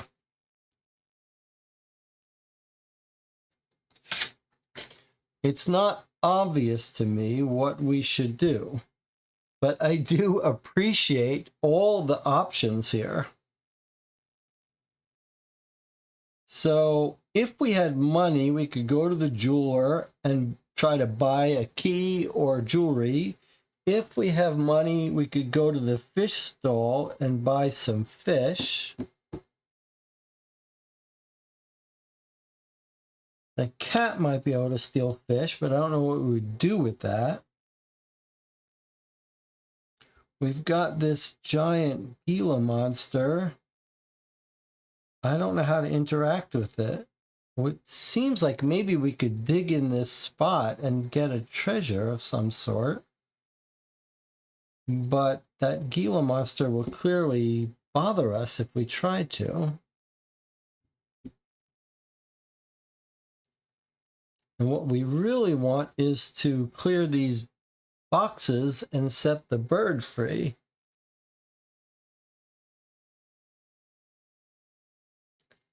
I am guessing that the easiest path, the path that seems most obvious to me, would be money to buy maybe the key to unlock the bird.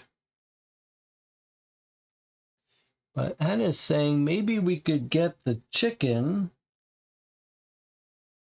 to give to the monster. Could we just steal it though? They're very hot. Like, how would we... Could we get them with the shovel?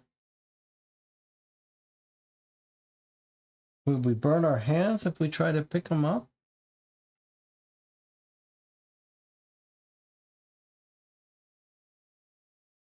They don't look very appetizing.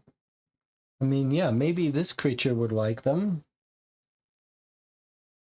But they're so hot you can feel the heat from a distance. That seems like maybe we should be using the shovel to get them rather than our hands.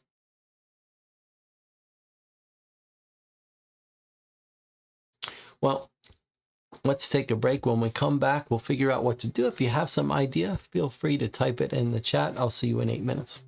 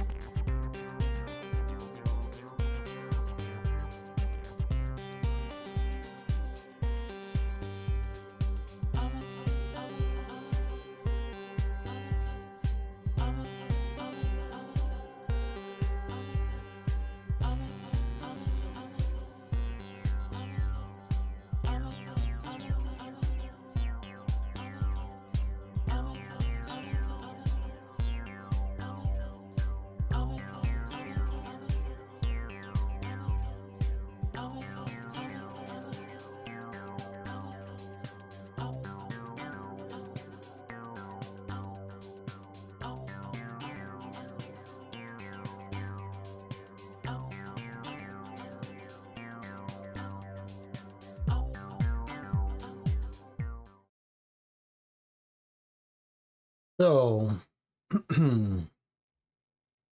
here's what has been proposed so far. One is to use the cat to get the fish. He's called a scoundrel capable of moving silently. He's our business partner, so it makes sense that he might be able to steal this fish quietly. I don't think we can send him to get the chicken eggs.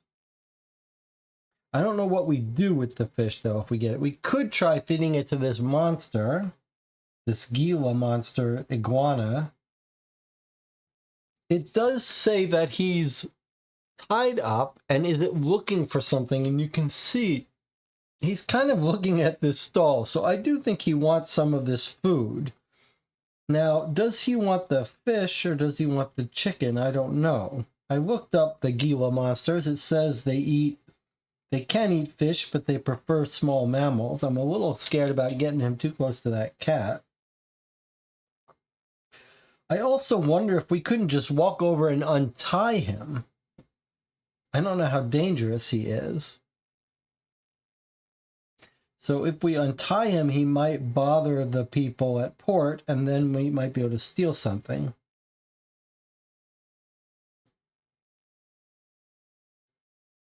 But I'm inclined to try to use the cat to steal the fish. So that's what we're going to do first without a better theory. Let's see if the cat can steal some fish for us. We do have an entry. It's the fish stall. Just like already having a crew, we robbed the stall without even leaving a tip. Take items H1 and H2. Okay, so the fish stall goes away. We keep our cat. He's part of our crew, and we get H1 and H2. So far, so good. Let's see. So we got 2 pieces of fish. Smells good, so tender, so juicy, sweet. All right, that cat did good. He got two pieces of fish. Now, how are we going to use those fish?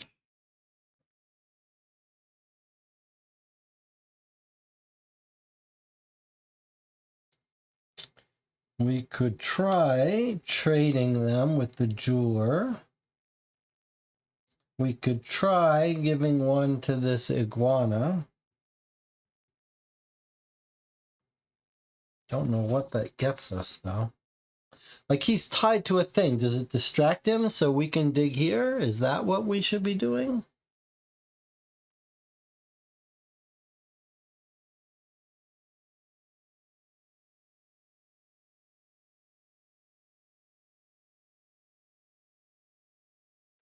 Should we try to get these chicken legs with the shovel, like as a metal spatula? Or should we just leave the chicken?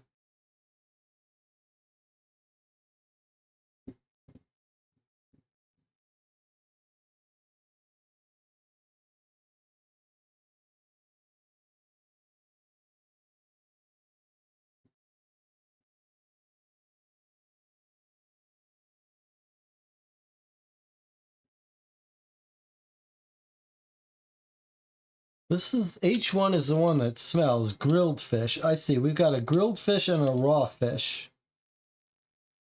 A grilled fish and a raw fish.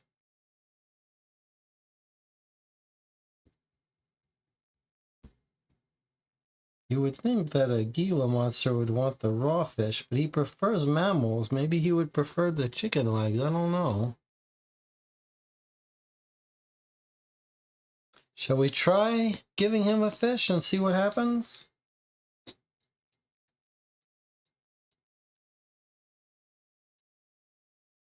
All right, if there's no other better idea, I'm going to try giving the creature the fresh fish. Each two. Okay, so I want you to notice that he's got an entry specifically for H1, so not the grilled fish, only the fish I tried to use. A strange creature. It lunges at the fish and ignores me completely. It will leave me alone for a while. Discard the fish of the day. Put interaction 51, a strange X, into play. It seems like we did the right thing. Discard the fish, put 51 into play. Okay, so this creature goes away and so does our fish, but we got 51. He's going to leave us alone for a while. Okay, so it seems like we're on the right track here.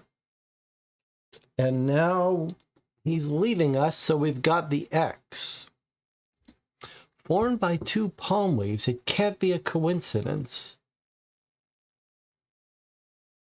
But will our shovel work? I mean, it is sand. So it's not like it needs two, and we might just break our shovel, but it might still be able to dig it up. So surely we should try this, don't you think, with our shovel? We could use our hands too, but what else are we going to use the shovel for?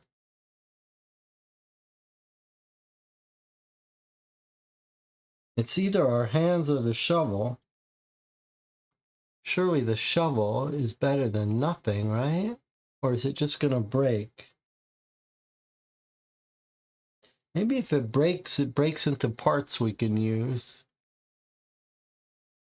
I just have a hard time thinking what else we're going to use that shovel for. All right.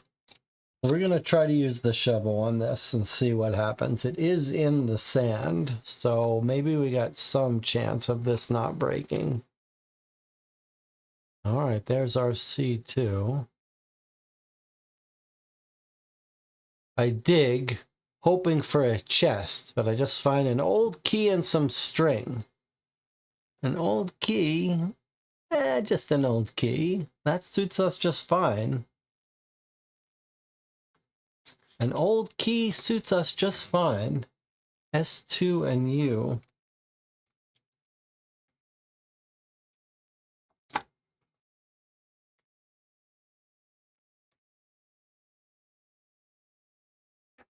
All right, let's see what S2 and U are.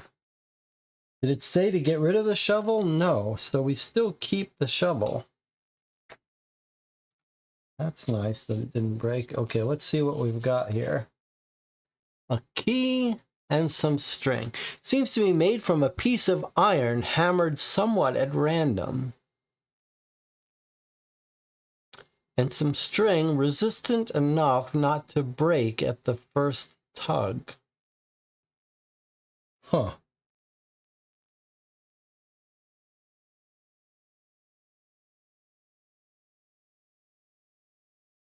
Now, I'll tell you what.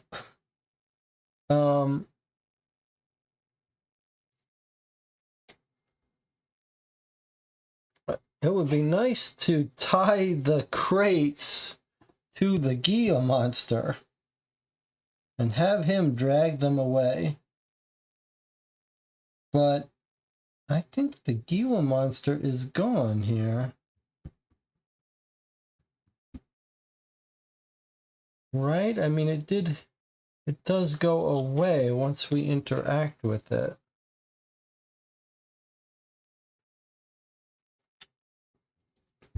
All right, well, these go into our possession. I don't know why our reputation hasn't gone up from all this great decision making we've done. I mean, surely we should use the key on the bird now, right? All right, let's try to free this bird. Surely. Okay, the parrot. I finally free him. He seems very happy, begins to follow me. I'll call him Jocko, and he will be my scout. So we used up our key, but we get item E. All right, so far we're on the right wavelength. I don't know why we're not getting reputation for all this. Okay, we lose our key. And the bird interaction is done, but we now have Jocko the Scout. Seems like he's been through a lot. Okay, now we have a bird. Now it's tempting to go deal with Sister Warden because she's afraid of birds. Could we scare her away with the parrot?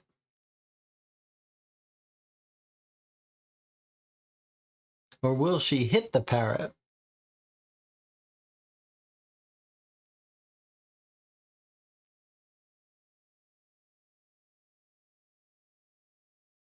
Seems like she's afraid of birds. I'd be inclined to try to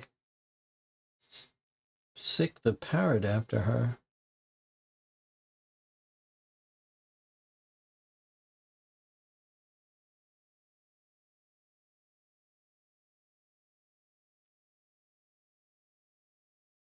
I'm a little worried she's going to injure that parrot, though. Any thoughts?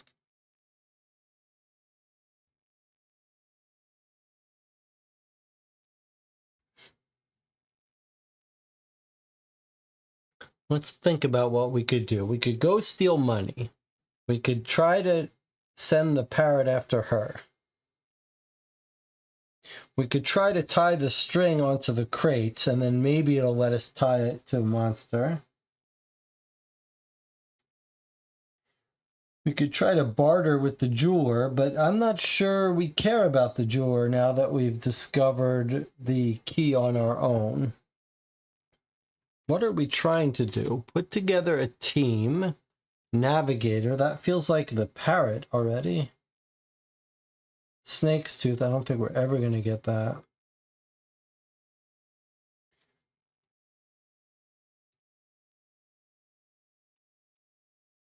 We still don't know why we would deal with chicken. We've got a jeweler, crates, and the sister.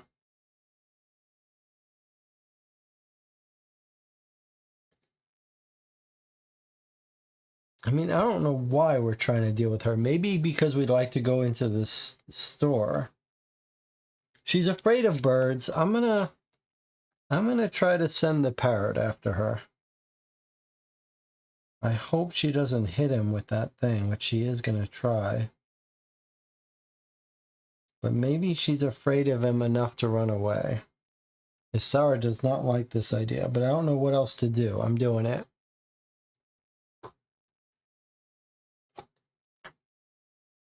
All right, well, there is another entry for it. Let's see what happens. She runs away. She was the one who locked him in the cage. Aha, there we go. It worked. 11, 13, and 14. Well, that was the right thing to do.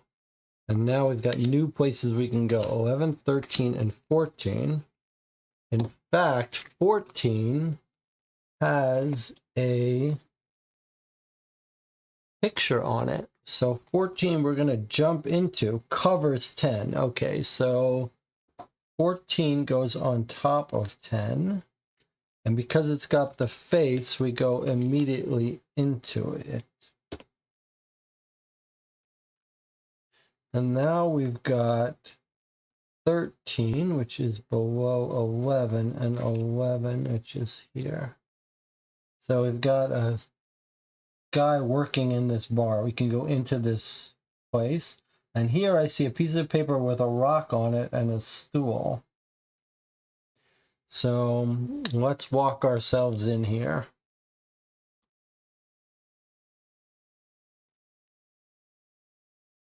Okay, it's a bar, a little tavern, and in the corner is a pirate with some money. Interesting.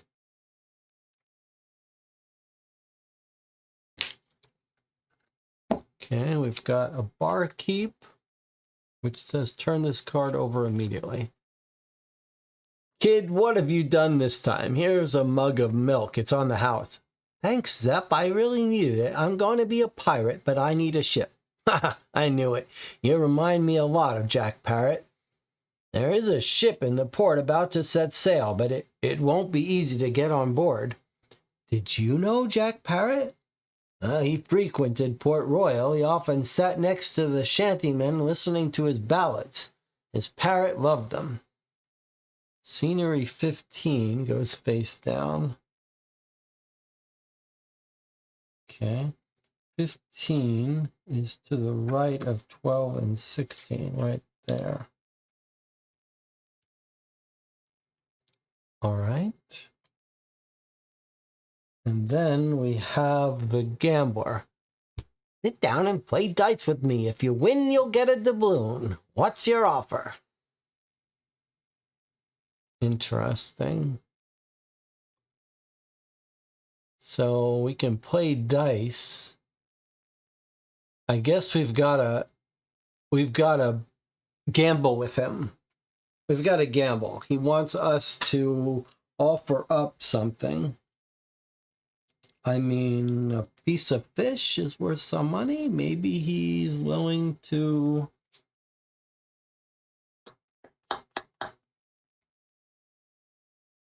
Maybe he's willing to gamble for fish.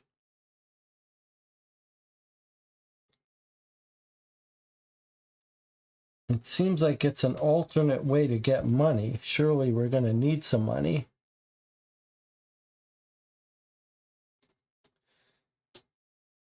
I suppose before we even deal with him, though, we could go and look at this. Let's go ahead and do that. All right, we've got a musician, and somehow the shadow is of our pirate. Like, is this our pirate? Is that why he's got this shadow that makes him look like a pirate? Is this Jack Parrot? What's going on here? And what's here? All right, let's get our 13s. 4 13 cards. Okay, so we've got a customer Notice no object interaction. We just interact with him. We've got the shantyman. His lyrics are often inspired by the tales of pirates who dock at the port. Strange shadow. How does it come from the musician, and why is it pointing at its shoulder with the hook? Huh. That's interesting. And that wants an object interaction. And then we have this, a ruined piece of paper with some scribbles. That looks like a map.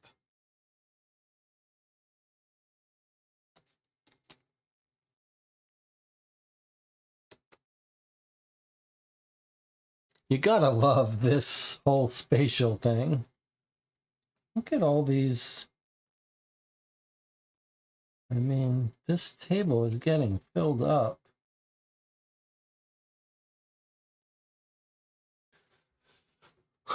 That's pretty beautiful. It's a, why is he pointing to his shoulder? And Amato says maybe he wants the parrot on his shoulder. How does it come from the musician? And we're told the parrot loved listening to the songs. So I think we should put the parrot on his shoulder and let him listen to the songs. Let's do it. I think you're right. He said the parrot liked listening to the songs. He's pointing to his shoulder. Surely he's telling us to bring out the bird. Look at that. Jocko seems to bring joy to that strange shadow. I'm starting to remember a strange tune. One is the bird, your companion so true. Keep this card in front of you. Yes, kid, yes, that was the first verse, but how do you know it? I have no idea. Maybe my mother used to sing it to me when I was in the crib. Please, in your travels, try to remember the other three parts. In exchange, I will reveal to you Captain Jack's Parrot's biggest secret. Keep this card in front of you. One is a bird, your companion so true. So this is a story where there are ghosts involved. We were told something about ghosts. So how interesting. Okay, so we figured out the right thing to do. Keep your eye open for future shadows, maybe. How do we know this song, though? What's our relationship with the pirate? Are we the child of the pirate? In your travels, try to remember the other three parts. 1 of 4. So we have to get 4 of these. All right, we'll put this on the board. Pretty cool. I'll put it up here somewhere. And E was our parrot. Okay, so we still keep our parrot.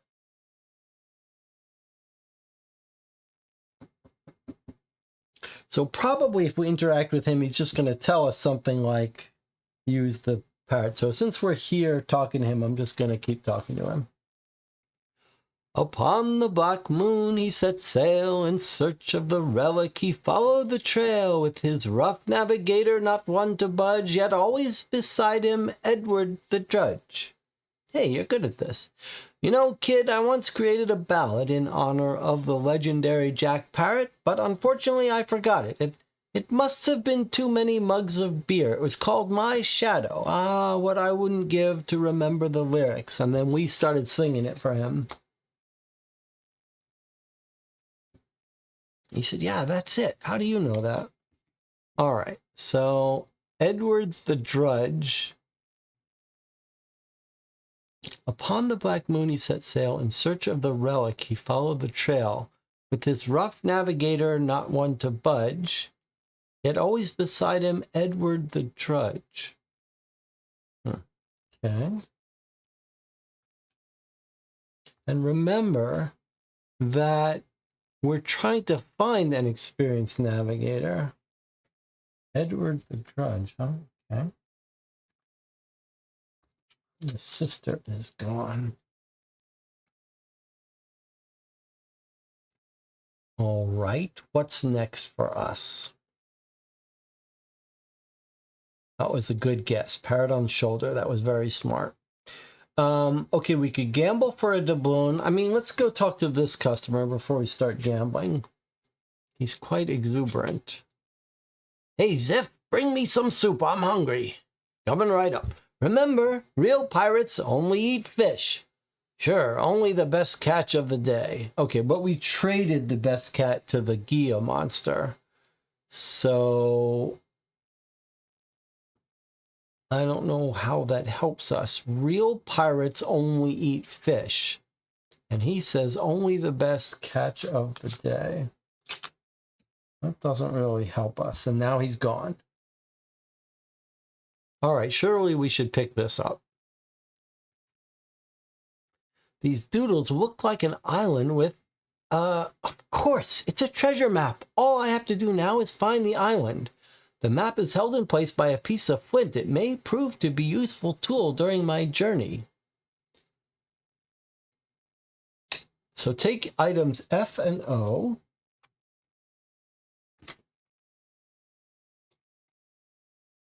And complete feat 2. So here is a feat I thought we were going to not get. The only way to pass on my accomplishment is hope that someone discovers the traces I left behind. So we have stumbled on Jack Parrot's map that he left. So we get a +1 reputation. We are now back up to our max of 8. That's fantastic. We've completed this one and we reveal a new one. Sail the 7 seas. The next step to becoming a pirate is to have a ship, or at least find a way to leave this port. This game is really having us travel. So we're going to try to get on the boat, the ship, that we've heard about being in the harbor. Let's see what new items we're carrying. I guess we've got the map and the flint. Among the useful tools for starting a fire, the piece of flint, and a treasure map showing where a treasure is buried once we can find the island. All right, I will keep these. I'm running out of space here. Let's keep these here. Remember, there's 2 of them there. Now, what's going on with this card that we haven't been to yet? I wonder if that's going to be Edward, the navigator. Surely we want to deal with this gambler at some point to get a doubloon. This guy may want it for payment. But I say we leave here and go deal with this, see if this guy before we deal with this guy, and we might find something else to bargain with.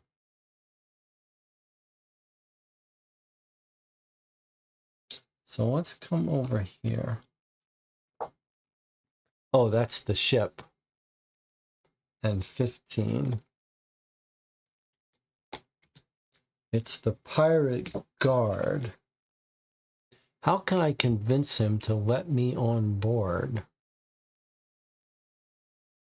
The pirates like fish, but we've given away that fish, but we could give the grilled fish to him, maybe.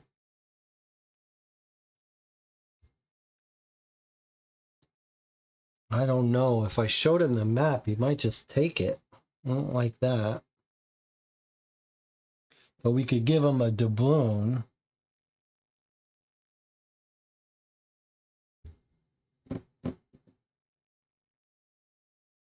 We could give him rope.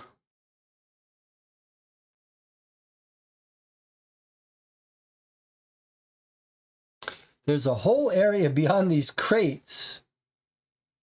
They're too heavy for me to move. I don't think we're going to be able to get past these. I think these crates...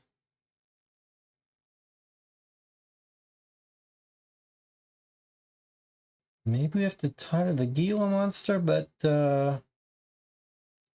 he seems to be gone. But we couldn't get to him until we dug. That's how we got the rope, so we couldn't very well...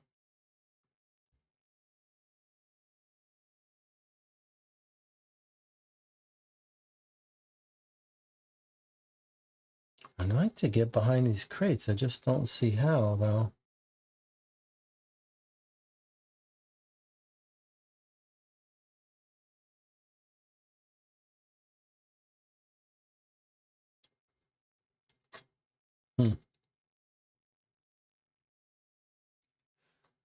so we've got the chicken stall, we've got the jeweler, we've got the pirate guard, and we've got the gambler, and we've got the table full of money.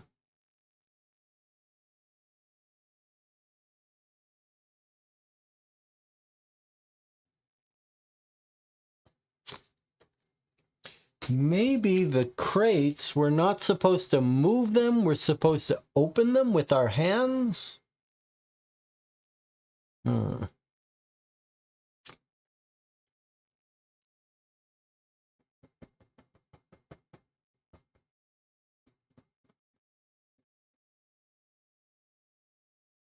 Suppose the easiest thing to do is to try to tell this guy to bribe with a fish. I mean, surely he's either going to accept our offer and give us a doubloon for the fish, or he's going to not take our item.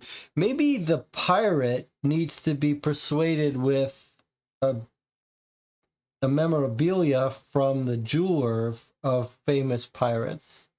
So I wonder if it's something like gamble with him, get his coin, go to the jeweler, buy pirate memorabilia, trade it to the pirate guard. What do you think about that chain of logic?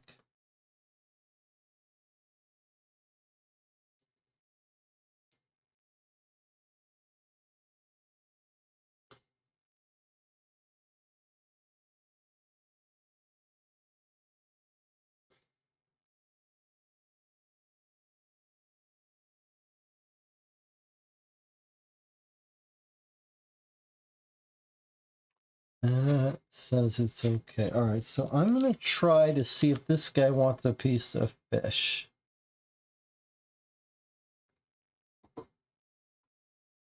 Sit down and play dice with me. If you win, you get a doubloon. What's your offer? H. Okay, let's see if we can use these to do H. I bet everything I have I win at the strange dice game without even understanding how to play. I bet everything I have. Okay. So he gave us D2. And we didn't lose our fish.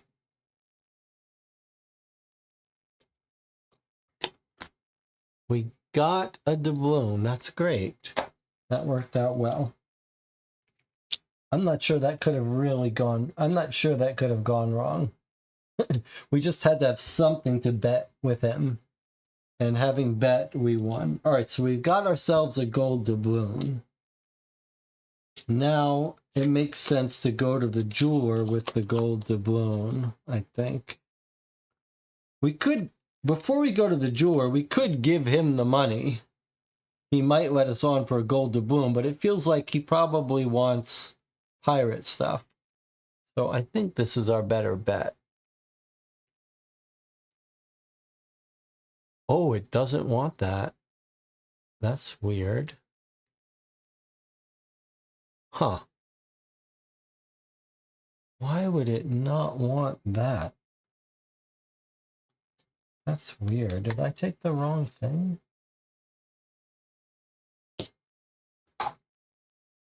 I mean,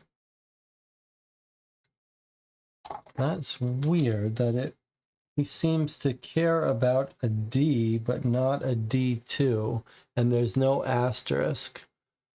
So it doesn't work. He doesn't listen to us. Huh.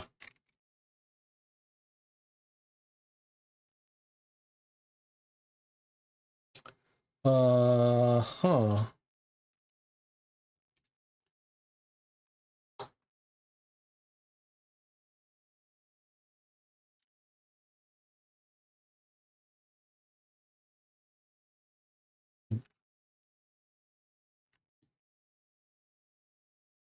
Well, I mean, we could just see if the ship guy will let us pay for a doubloon to board the ship, but once we board the ship, we're out of here.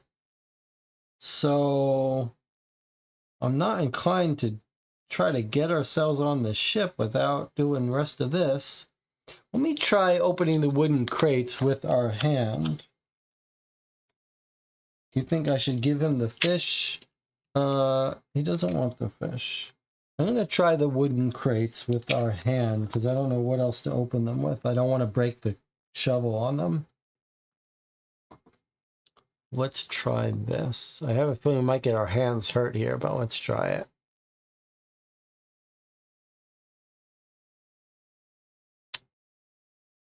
What? The effort is titanic and the result is far below expectations. I should have trusted my instincts.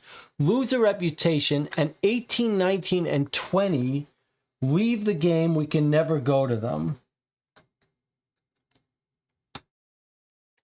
So according to this, 3 exciting locations we are not even ever allowed to get to.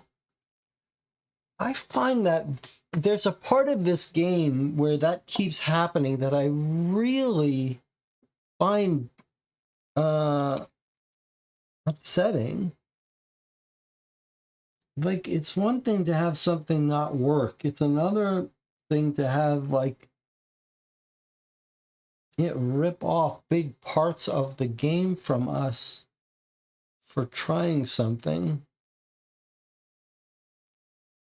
I really think that's unpleasant. Maybe if you were the kind of person that really enjoyed spending many, many hours replaying these things, that would be interesting. You'd be like, let's come back and do something different. But I really think this is a bad game design to treat something that should be a little bit of an experimentation as something where huge chunks of the game get cut off to you.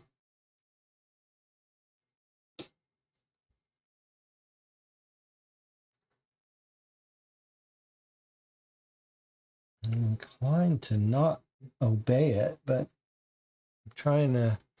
If we don't obey these rules, then we can't give an honest opinion about the game, so I guess we got to obey the rules. But I find that distasteful for a long game. For a short game, it doesn't matter. But for a long game, it's really pretty annoying. All right, well...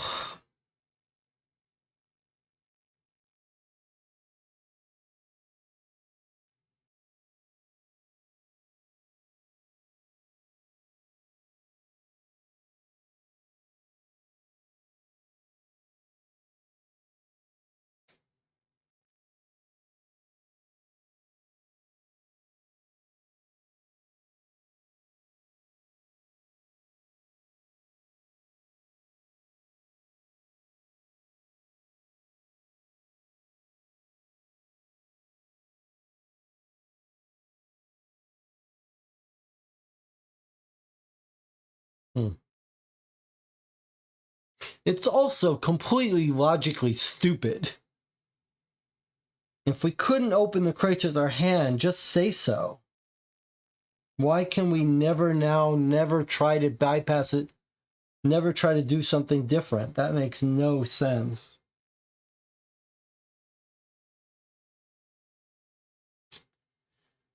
All right, well...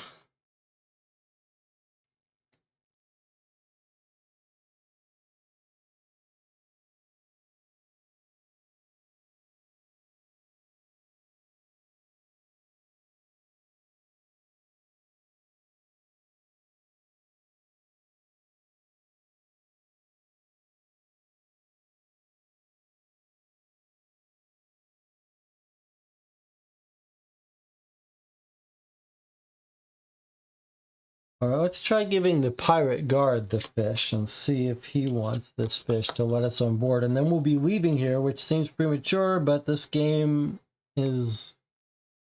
I don't know. All right, well, there it is, H1. Let's see what he says about this fish. Here at the port, they cook it really well. I gain his trust. Discard H1, put scenery 17 face down. Okay, so we gave him the grilled fish and he liked it. And then he told us to put 17 out.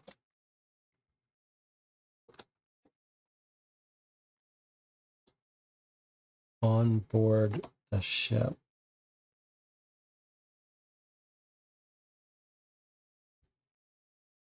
Okay, there's that little seagull. And card 17. One card, 17. So he likes fish. And here is the seagull card. Leaving Port Royal. I can sail with them. I have to tell them where I'm going. So I guess we're going to have to show him the map. That's the only way to say where to go. I don't love... Maybe we're not going to show him the map. Maybe we'll just tell him about this island. But are we really ready to go? Are we not going to deal with the chicken stall? Are we not going to deal with the jeweler? Are we not going to steal gold from the table? We still have a chance to do all those things. Chicken, jeweler. Could try to steal from the jeweler, but he's watching his goods. Surely that's not going to work.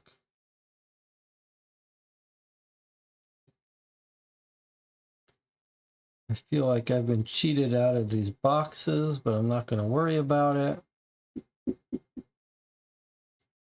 I guess the real question is, do you want to try to steal some money before we get on this boat?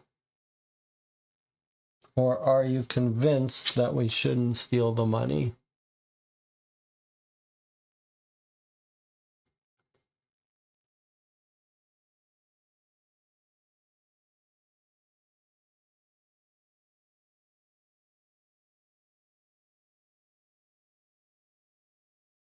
I wouldn't mind stealing another doubloon, but am I being greedy? We do have one already. Never have too much, though. Don't steal the donation, says Anna.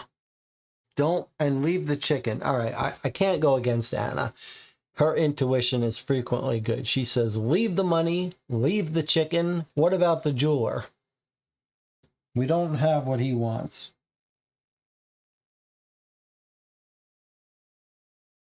All right, I'm just going to show them the treasure map then. Here we go. What island? Well, this island is where we'd like to go. You're Willie, right? I'll make sure to adjust the route towards this island. Hide, and if the captain finds you, I know nothing about it. Don't cause me any trouble. I'll stay in this barrel. Hey, a bottle of rum, it could be useful. Take item P. Complete feat 5. Remove all scenery and interactions from play. So we're leaving this port. We got some rum. And complete 5. So we've gotten this one. The next step to becoming a pirate is to have a ship, or at least find a way to leave this port. When completed, we get +1 reputation, so we're back at our max of 8. That's good. And 6 and 7 come out. So we've completed 3 feats, and now we have, oops, and now we have 2 more that are achievable. We can find the right island, and we can find the treasure. All the scenery goes away, and 22 comes out. So here's 22. Everything else goes away.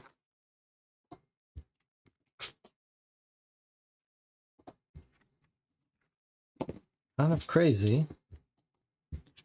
Chicken stall is gone. Jeweler we never saw. Donations we never saw. It does make you think about playing this again. These are all gone. 22 is the only one up, and our song that we're trying to complete.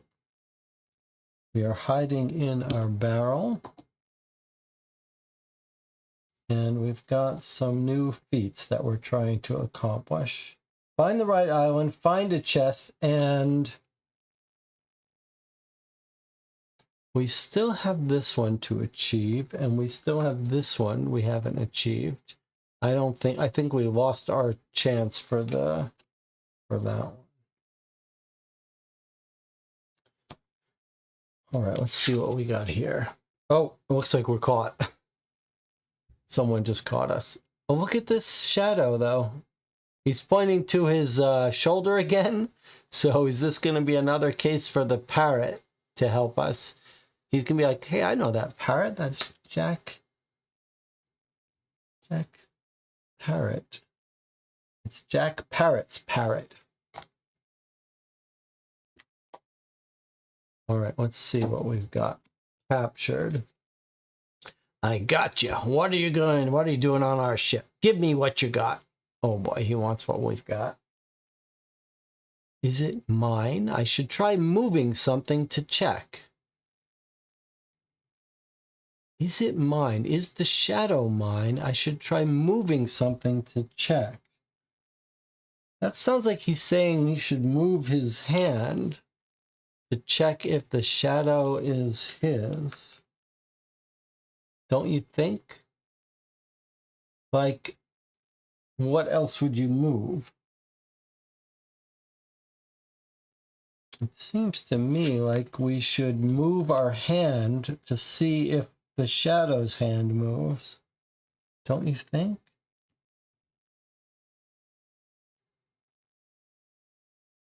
I'm going to move my hand and see if the shadow moves. Okay, well, you can see A1 was the only thing it wanted. That song in your head again. 2 are your hands till the hook claims 1, 2. So 1 is the bird. 1 is the bird, your companion so true. 2 are your hands till the hook claims 1, 2. And then keep your eye open for something that would be 3. 3. I'm not sure what would be a 3. All right, Anna has to go. That's bad news, bad luck for us. All right, give me what you've got, he says.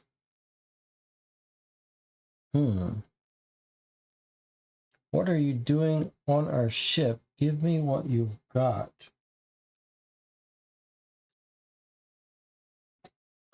Well, we could give him money or we could give him the treasure map.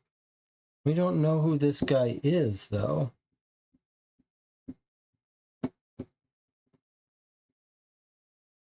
We still got our cat with us somehow. What are we going to give this guy? Like, I don't want to give him our treasure map. What's he going to be satisfied with? Is he going to want everything?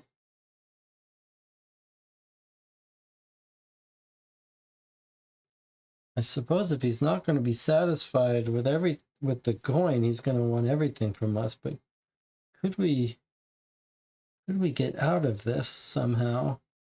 Could we hit him with a shovel instead of giving him? I mean, he's got a gun. Surely we're not going to try to hit a kid. Is not going to try to hit a pirate with a gun, with a shovel. That's insanity. But how is he going to be satisfied?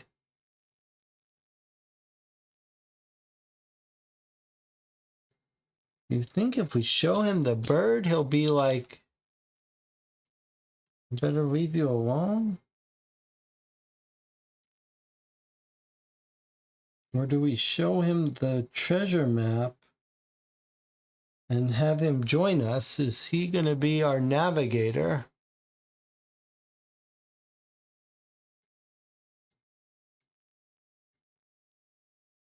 I don't know if I should be hiding this treasure map from them or not.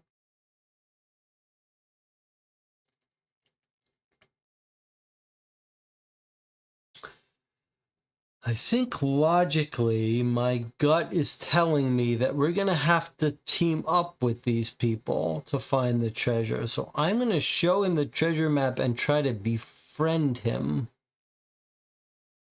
rather than giving him money. If you give this guy a gold doubloon, he's just going to be like, what other doubloons you got? Like, give me it all. But if we give him the treasure map, maybe we say something like, I know about a treasure and I know some secrets how to find it. So be my friend. I'm going to try it. I don't know what else to do.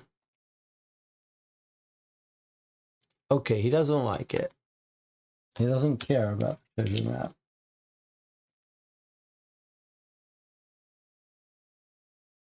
But I could see he cared about doubloons. He also liked rum, but we've stolen the rum from him. Surely we're not going to try to give him his own stuff. I'm going to give him the doubloon.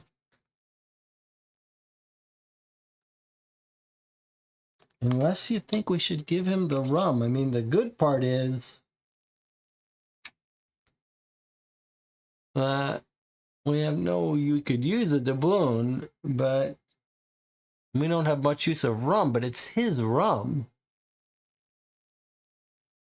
Surely he's not going to take too kindly to us trying to give him the rum. I'm going to try this. Logically, this shouldn't work.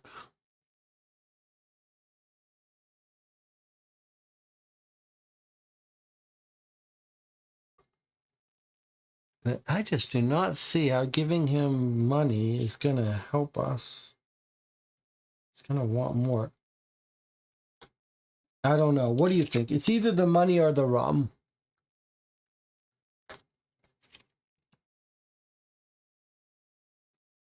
What do you think? Any thoughts from the channel? I'm going to have my coconut. Zero sugar. If we're on tropical island, I'm having my tropical coconut.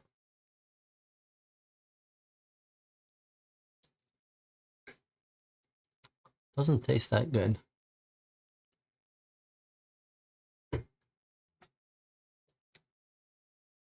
No thoughts from the channel. I'm trying to think. The rum makes the least sense since we stole it from him, but I can't quite tell if I'm on the right wavelength of this game.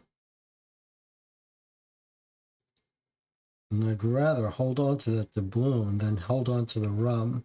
I'm going to try to give him the rum. We're going to find out if he's mad at me, then at least I know this game is following some logic. If he's not mad at me, then I'm going to have more doubts about this game. We're full of rum on this ship. You missed your chance. Get ready to walk the plank. -1 reputation. Place scenery 23 face down. Gulp. Okay, that didn't work. But I kept my doubloon somehow. But -1 reputation and scenery 23. We keep the rum though.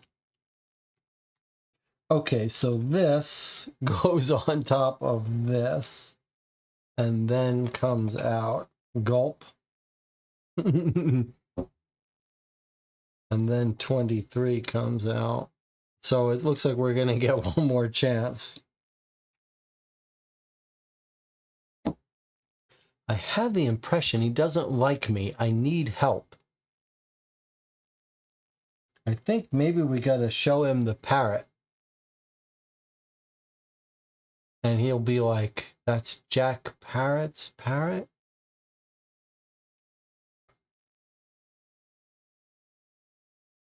I need help. We're about to die. We could end, this game could end here.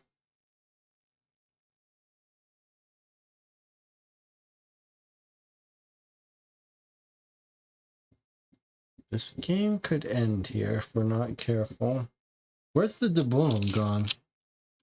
Oh, here. All right, come on. I need some help here. What's it going to be? How are we going to get out of this? How are we going to get out of this? He doesn't like me. I need help. I mean, we could still try giving him the doubloon.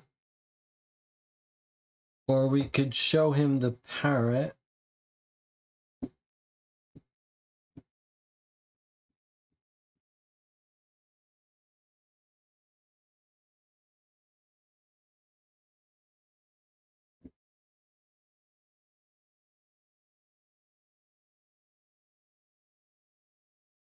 Definitely doesn't want to run now. I need help. He doesn't like me. I need help. Try to tie the strings. We could give him the money, but it's not him anymore. I need help. What does that mean, I need help?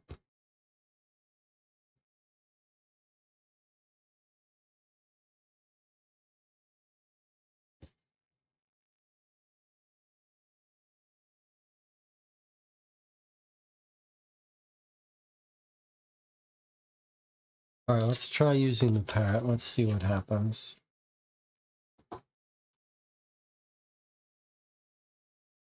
No. Oh, this is not good. The storm on the horizon makes me understand it's not my lucky day. So only the Z card would have helped us. Scenery 26 face down. Okay, well, we don't even have a Z, so nothing was going to make him happy. Okay, so this card comes out. It looks like he pushed us off into the water. And this is gone. Weird.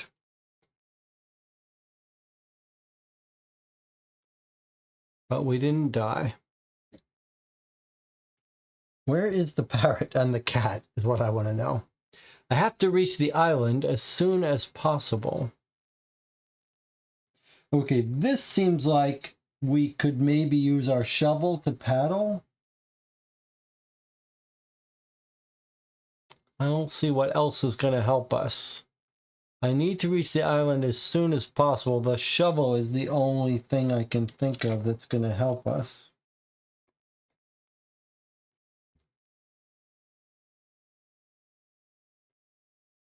No.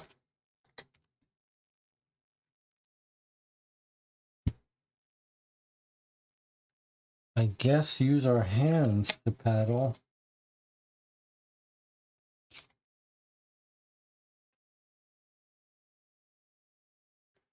I reached the island by swimming, but now I'm soaking wet. Lose a reputation. Did I think...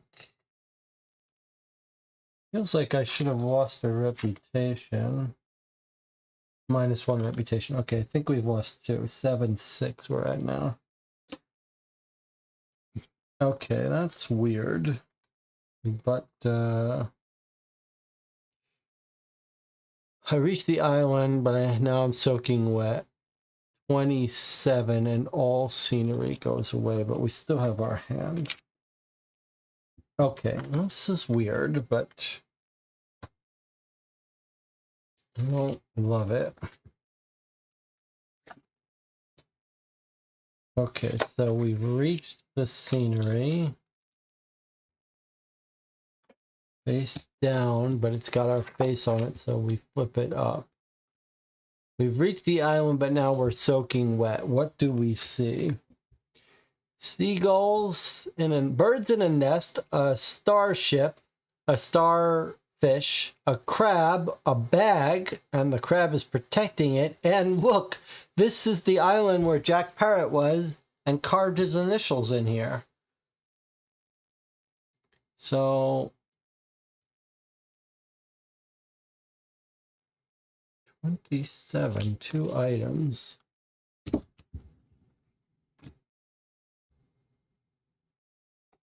So we've got the island. I find myself on an island. Let's hope it's the right one. It surely is. We can see that it is the island we care about.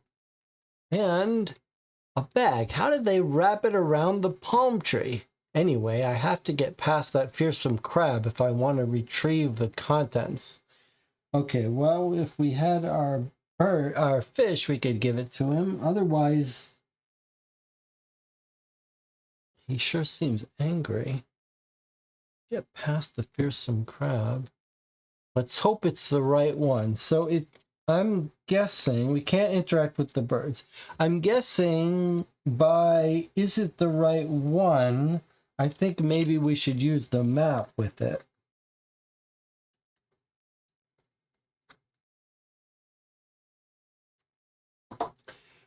With this map, I should be able to orient myself. Complete goal 6, which is find the right island, and then 28, 30, 31, and 32. So that was the right thing to do. It didn't hardly seem like a genius move to make.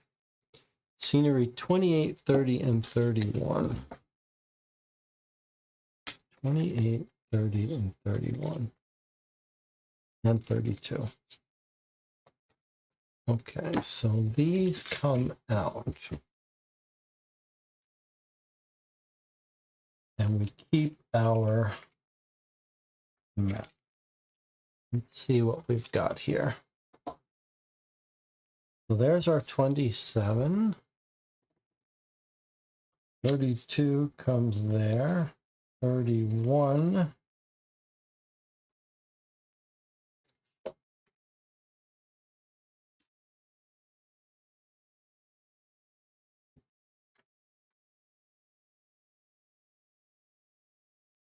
$28 goes there. Okay, so there's our map. The crab is still there.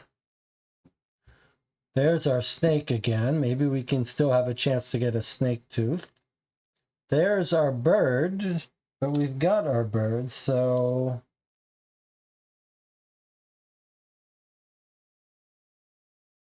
I'm inclined to go this way, though. I don't know, how would we get past that crab? Could try hitting him with a shovel. I don't know if that works. Can you kill a crab with a shovel? I don't know if we want to try to kill him. I wouldn't mind getting a snake tooth, but I still don't have a good way to catch that snake except for the shovel. I'm afraid to break the shovel. So let's go this way. Oh my God, it's that puma. We are back on that same island, and that same puma is there, and he hasn't aged a day in 10 years.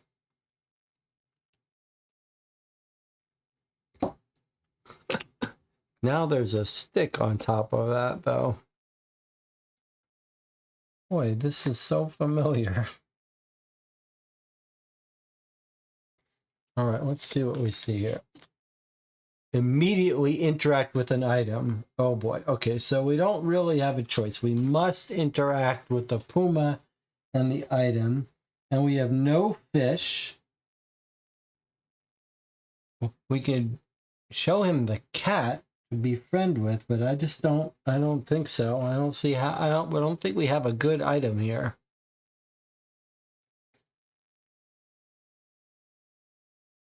We could try to scare him away with the shovel, though. It doesn't seem good for us, but we've got to choose an item to interact with him with.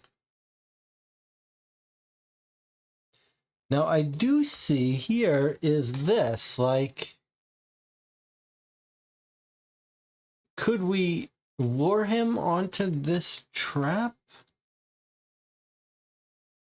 Could the bird do something? I mean, I do see the bird in that picture.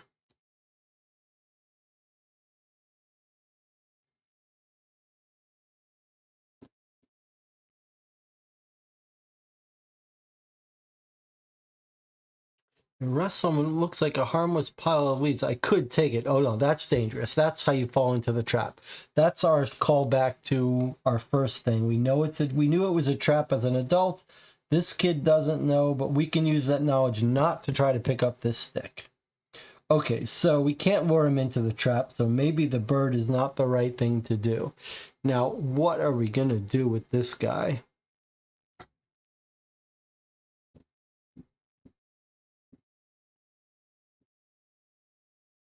It's either the shovel, the bird,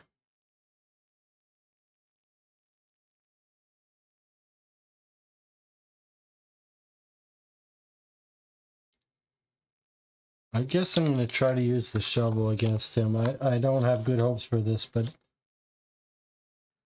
I don't have a better idea. I mean, he might eat the cat, so I don't want to do the cat. And the bird, he could eat the bird. I'm just going to try using the shovel on him. So this doesn't look like a shovel. Gee. Okay, so because we tried something else, we have to read this. I apply an idea I learned directly from the How to Make a Feline Angry manual. -1 reputation. Okay, well, that's bad. We've made him angry, but we still disappear this. Unless I'm misunderstanding the rules. So we've lost a whole bunch of reputation. We're in pretty bad shape there. You know what? I think we missed doing these +1 reputation. I think maybe I forgot to give our reputation when we find the island and stuff. So I think we might be up to. Each one of these would give us a reputation. So I'm bringing us back up to 7. Because I think I forgot to do that. Okay, I don't want to pick up the stick. We'll fall in the trap. So that's done. We are here. Let's go here. Oh boy. It's these guys. And we have no food to give them. It's the crossroads.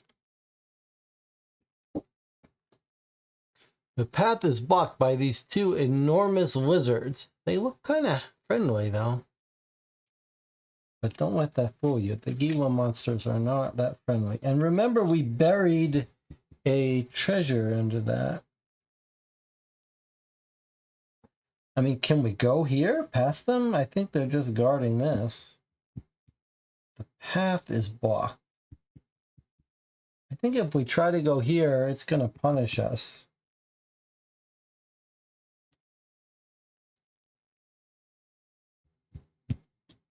How are we going to get past these Gila monsters? Tie them up. Tie them up with the rope, just like the other Gila monsters were tied up. Surely that's the right thing. Nope.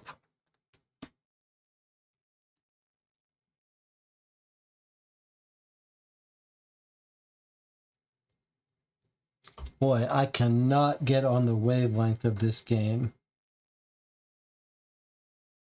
Nor do I know if we're allowed to try to go here. I'm going to go back here and see if we can't redeem and get a snake tooth.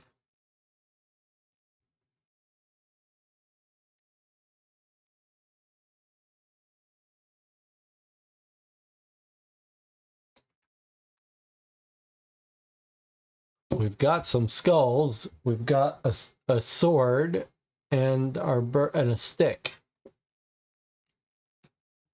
Let's see what these items are. There's a stick. Laid on what looks like a harmless pile of leaves. I could take it. Oh, it's another trap. Okay, what about this shadow? Oh, it's another pirate shadow. Jocko starts talking when he sees the skeleton. Direction! Indicate direction! Indicate direction for treasure.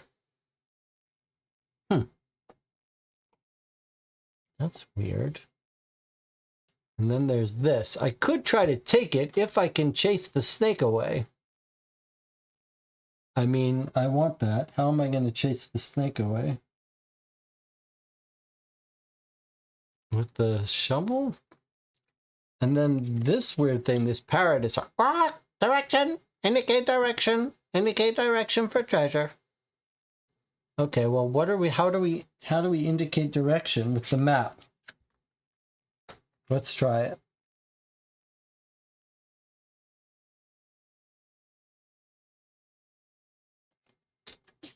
I remember almost all the lyrics, only the last piece is missing. So we've got the third lyrics for the song. That's great. All right, well, we're not going to walk into that trap. I do want to hit that snake and chop off its head with my shovel. I don't see any other way to attack that snake, so I'm going to try it. I don't know if this is going to turn out to be bad for us or not, but I'm going to try it. No. Can't even try it. That shovel is useless.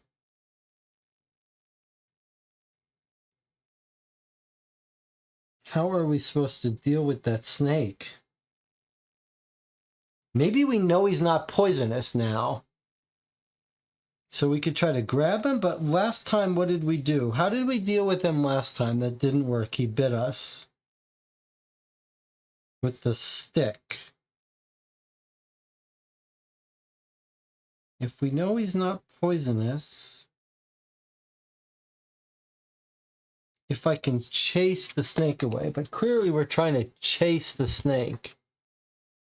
Can the cat chase him away?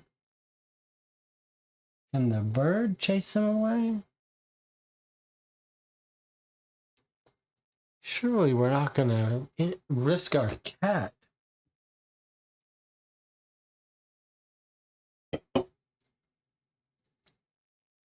He will bite us, though. We've got proof of that.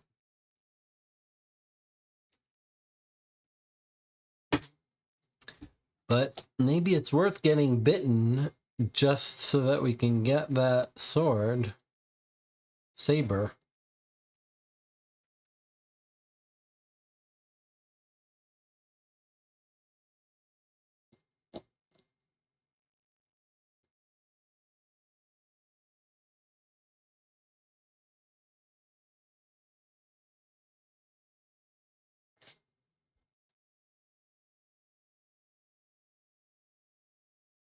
I'm going to try to send the cat after him. If this cat gets hurt, I'm not going to be happy with this game.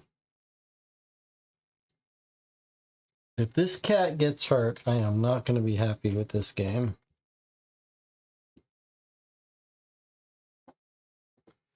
Roger can handle the situation. Not that I'm scared, but he's better prepared. Okay, so Roger is taking care of the snake, but we are losing him. I don't like that.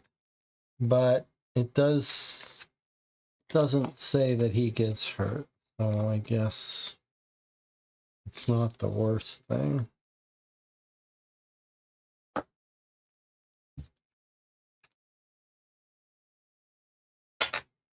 And we've got ourselves a saber. It's hilt engraved with tiny details. We might be able to fight the puma with this, but the puma's gone. But we might be able to attack the lizards, but that seems very dangerous.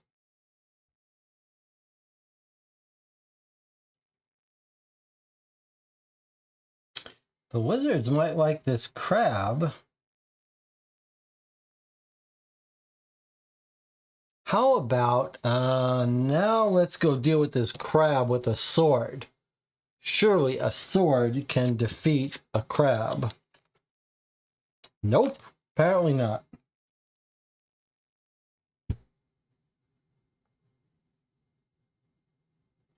Apparently not. All right.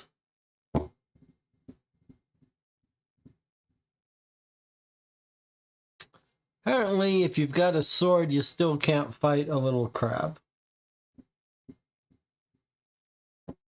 I am not going to try to fight these guys with a sword. I don't know if I'm allowed to come here.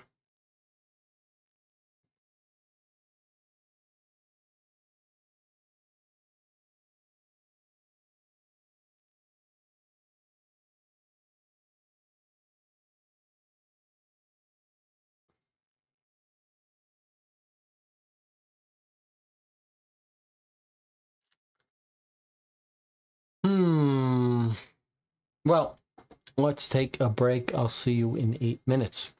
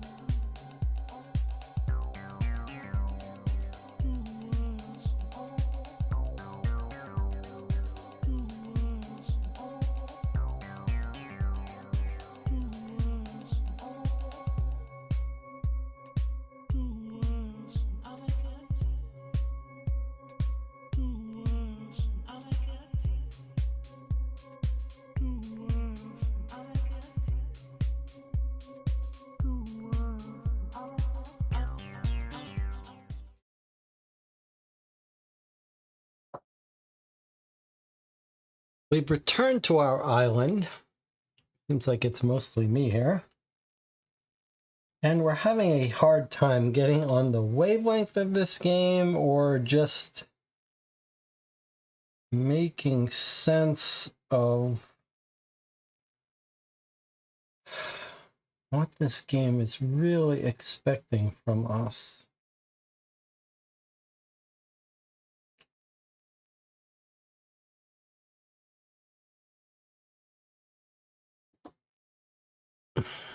We've got a whole bunch of items, none of which seems all that useful.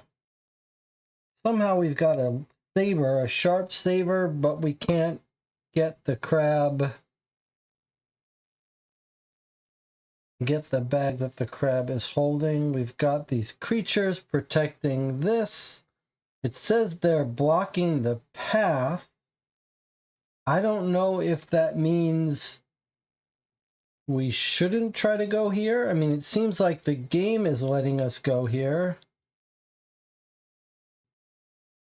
But maybe if we try to go here, it's going to say, have you dealt with the lizards or not?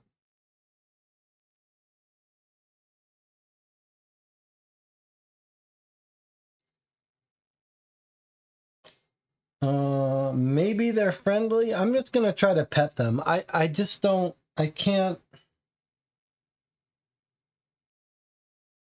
get on the right wavelength of this game. I'm not going to try to cut them with a sword. If the game's not allowing us to fight the crab with the sword, surely we don't want to kill these lizards. They seem kind of friendly, although a Gila monster is very dangerous.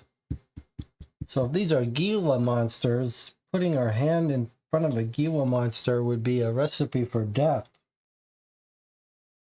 I tried doing what seemed like the very logical thing of putting a rope around these creatures, because that's how we saw them got tied up last time.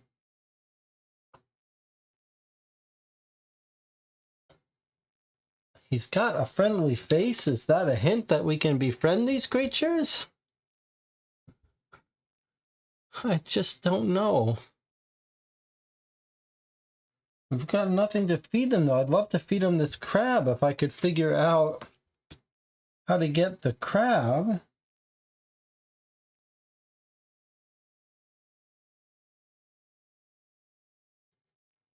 There are these sticks on the traps. We know that they're traps, so we probably shouldn't touch them.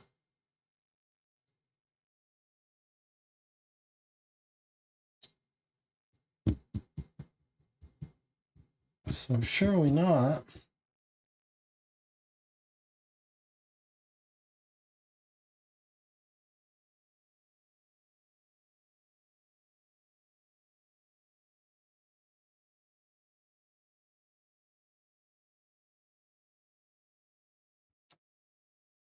What is this crab doing? He's protecting the bag. I have to get past that fearsome crab if I want to retrieve the contents. I mean, should I pick it up and let it bite us? No. Should I use the rum? I don't see how that helps us. Pour rum on the crab?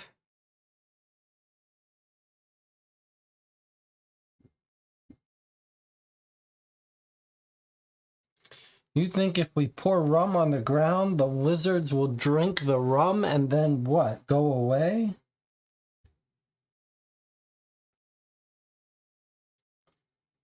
So weird.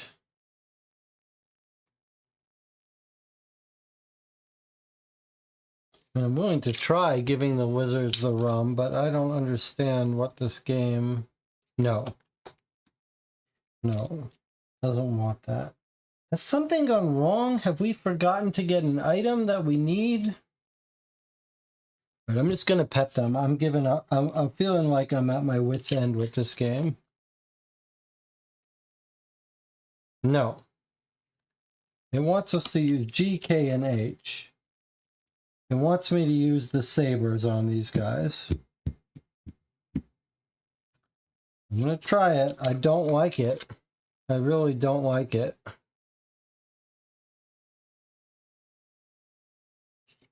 No. It didn't really want me to do this. I can keep them at a distance, but for how much longer? Better to leave quickly. -1 reputation. And put thorny hedges in play. 49.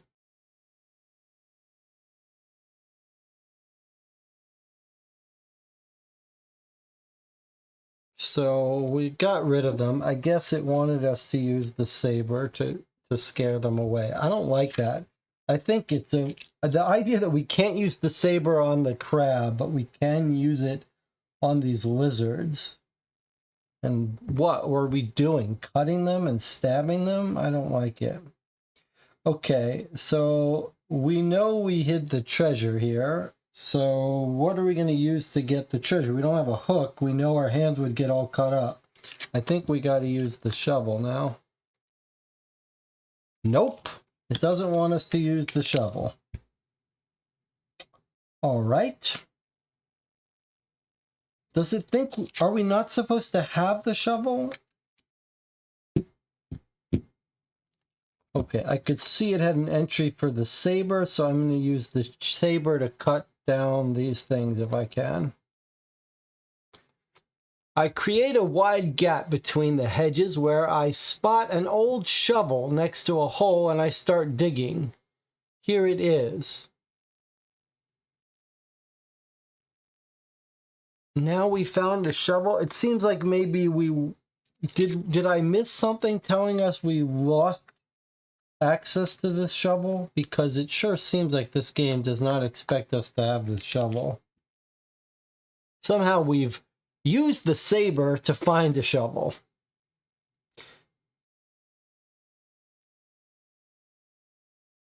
Anyway, I found Jack Parrot's legendary chest. That was easy. Complete 7. Find a chest. Which gives us a reputation. So now we're back up to 7. Place scenery 29 in play. I really wonder if something said I lost all my items. Did we lose all our items when we got pushed in the water? Is that what should have happened?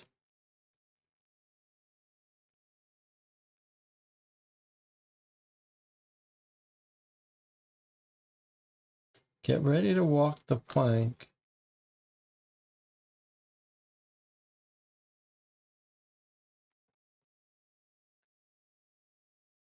Oh, I don't know, guys. I don't know.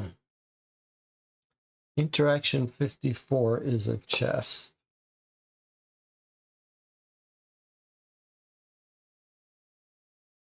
So 29 comes out here.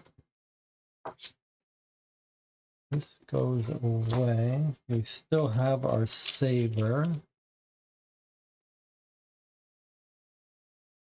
There's the ship in the distance. We've got a place to make a fire. I like the sound of that because we have the flint.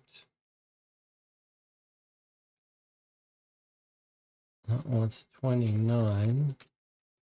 But when we uncovered the chest, turn this card over immediately. The initials JP are unmistakable. It's the chest I was looking for, or rather, what's in it. All I have to do now is find a way to open it. Unfortunately, we spent our key getting the parrot out. Okay, well, there's the chest.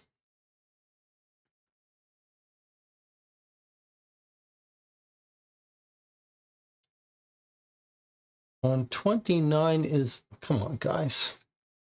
On 29 is ship in the distance. To attract a large ship, you need a large flame.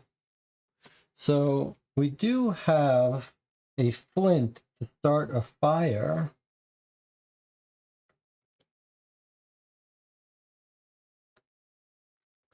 We've found the chest, but I'm not told what to do with this card.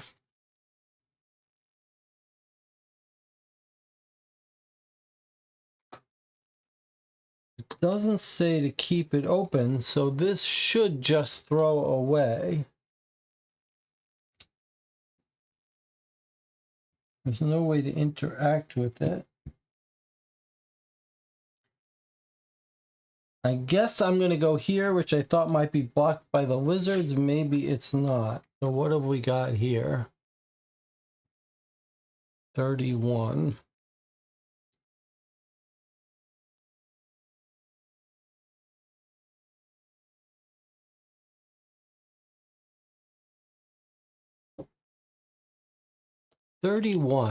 All right, we're looking at a very interesting bamboo thing here. Let's see what it is. Oops, it has nothing to do with that. It's rocks. From up here, you can see them. Lots of fish swimming near the coast.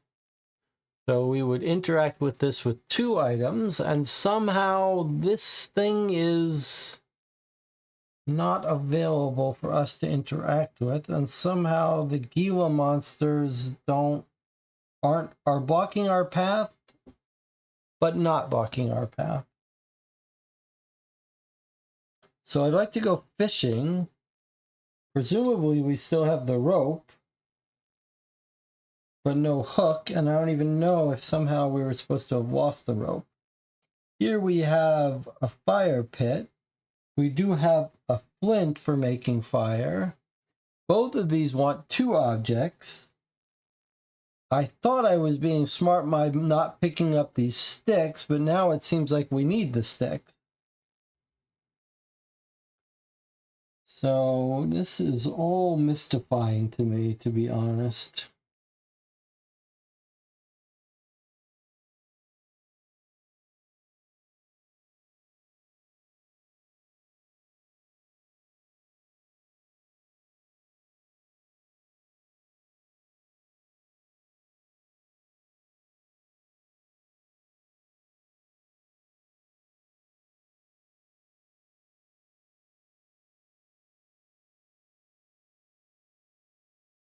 Maybe we could have come down here and gotten some fish and fed it to the monsters. Maybe we don't need those fish anymore. We could give a fish to the crab, but how do we go fishing? We don't have any object to do that with. Surely we can't just use a rope and something shiny. We need a hook of some sort. Where are we going to find a hook? The only thing really for us to do, it seems to me,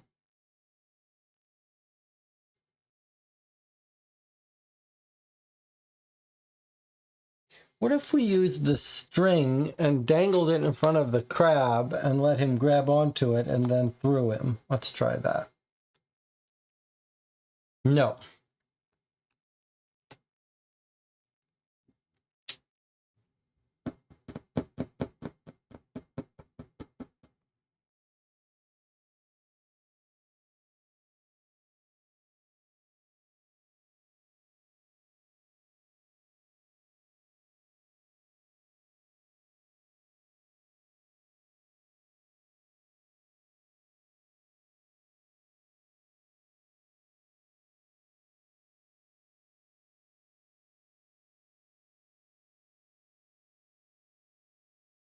Let me take another look at this treasure map. Does it help us with anything? No.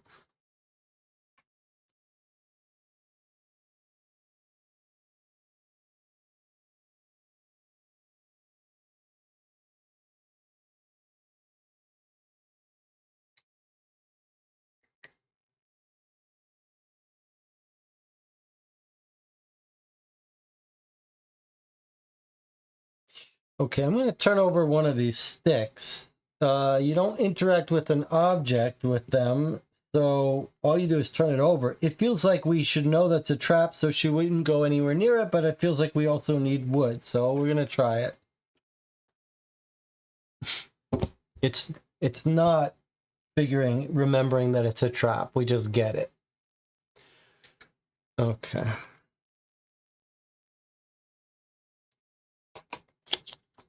So now we have a flexible stick. This seems like it's for fishing. So should I try to get this stick too? No, let's go fishing. So you can see lots of fish. So I'm going to use the string and the fishing pole, but I don't see how without a hook and bait this is going to work. But I'm going to try it. U and V. So it says if you have U and V, read this bottom one.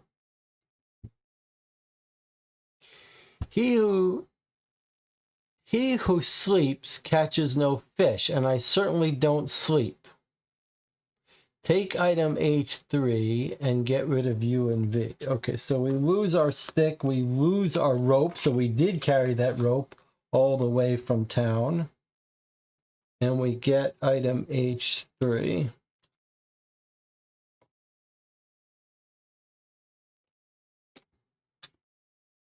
We've caught a fish. Okay. And we've lost our rope, so we can't go fishing again. It's a fresh fish. Okay, now let's go give that fresh fish to the crab. He doesn't want it.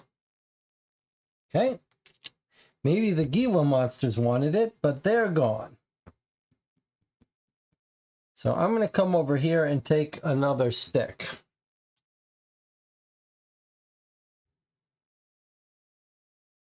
But we almost died. So this was the trap.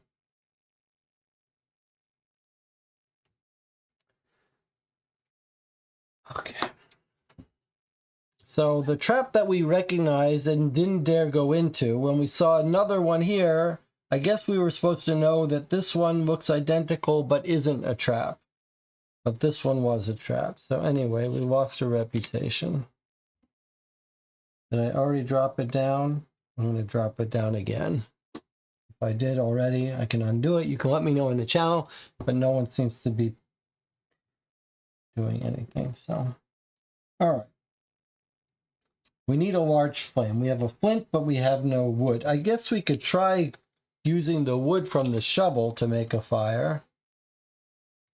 O and C. Let's see if that works. No. Doesn't work. Okay. All right. How do we get that crab? There's nothing else to do but make a fire and get what's in the crab's bag. So how are we going to do that?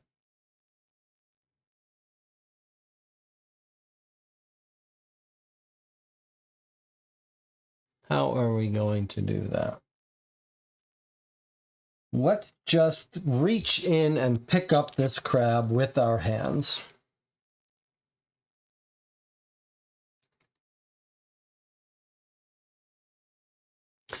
Don't bother crabs was my Cretan ancestors' motto. Lose a reputation, discard the bag and all items under it. Okay, so that was the worst thing to do.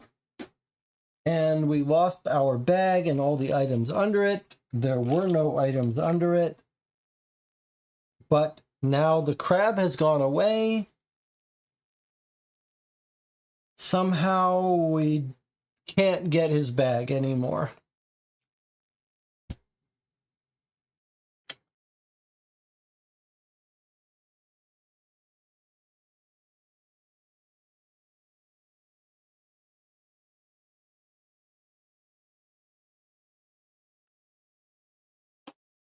Okay.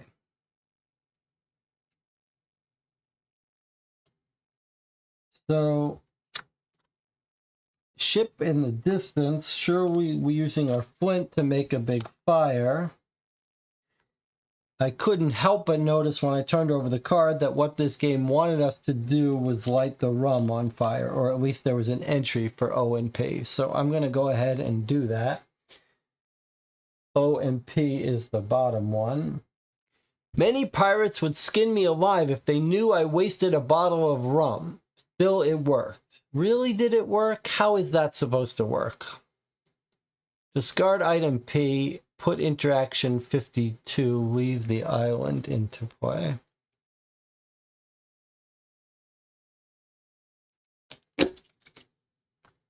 Okay, so 52 is in the island. We've lost our flint. Discard item P. We lost our flint. We lost our rum, but kept our flint. And now we have this item we can do. I made it. The ship approaches. It's time to leave this island. Hey, I'm here. I'm here. Help me.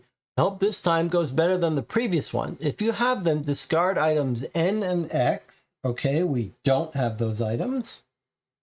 Remove all scenery, and 33 comes out.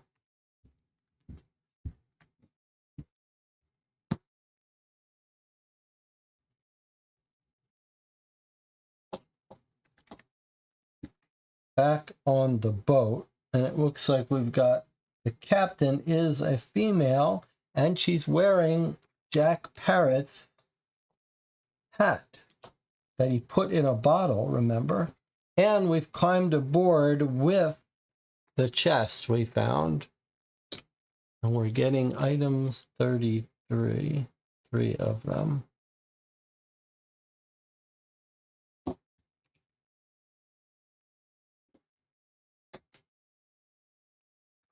All right, let's see. There's the shadow.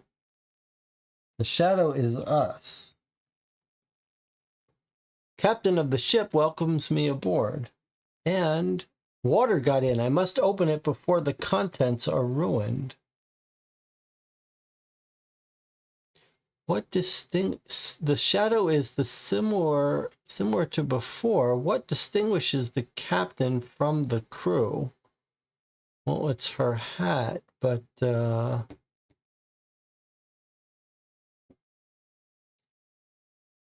don't know what it wants really from us. So let's do the thing that we can do. The captain of the ship welcomes us aboard. I'm just going to turn it over.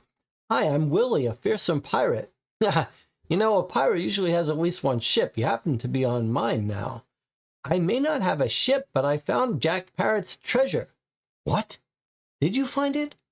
I have here with me the key that should open it. I'll give it to you if you show me what it contains. Of course, we'll be partners.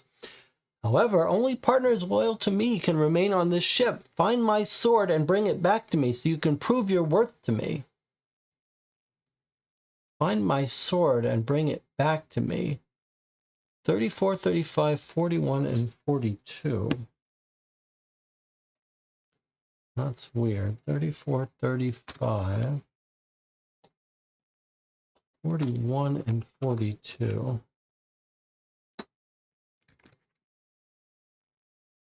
So we're still not off the ship. We're still talking to her. We're going to share our stuff.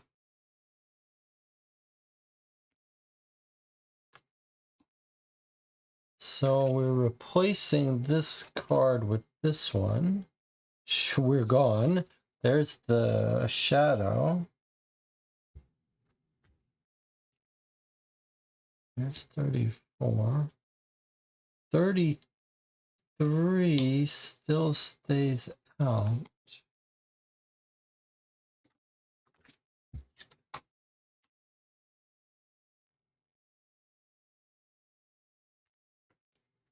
And this is here.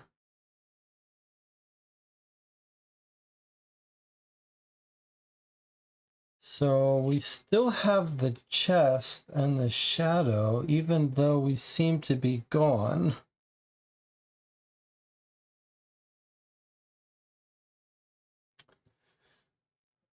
She said she had the key and she was going to open it if we shared its contents, and we said yes. And now we're all gone. But this is still here. I don't really understand that.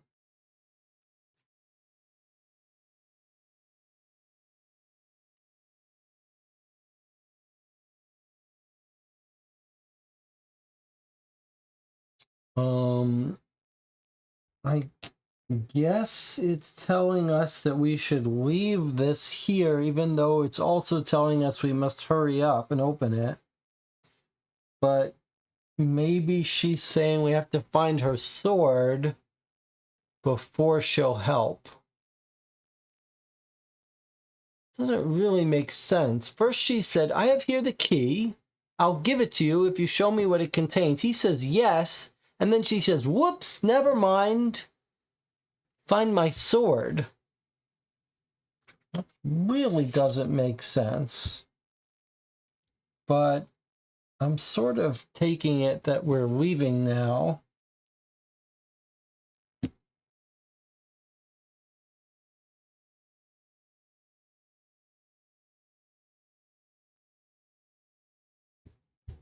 Are we supposed to do these? She has the key. Surely we can't open it without the key. What distinguishes the captain from the crew? She had that hat, but I don't see any item we can use for that. So I guess we're just going to move along here. Let's go over here. Okay. There's maybe the navigator and a sword. Is that her sword? Is that the end of the search for her sword? Apparently it is, and apparently her name is Violet. Violet's sword is right behind him. For once it will be easy.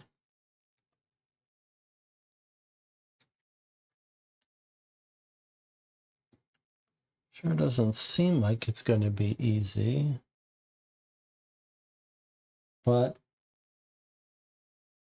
it's just a matter of flipping this card. There's no object to interact with. Little boy, show me your worth. What qualities make you a true pirate? What? I can hold my breath for 10 minutes. That's not enough. The main quality for a pirate is ingenuity. Recover the captain's sword without taking a single step on deck, if you can. Put interaction 48, Terrors of the Sea, into play. Okay, so we have to prove our ingenuity.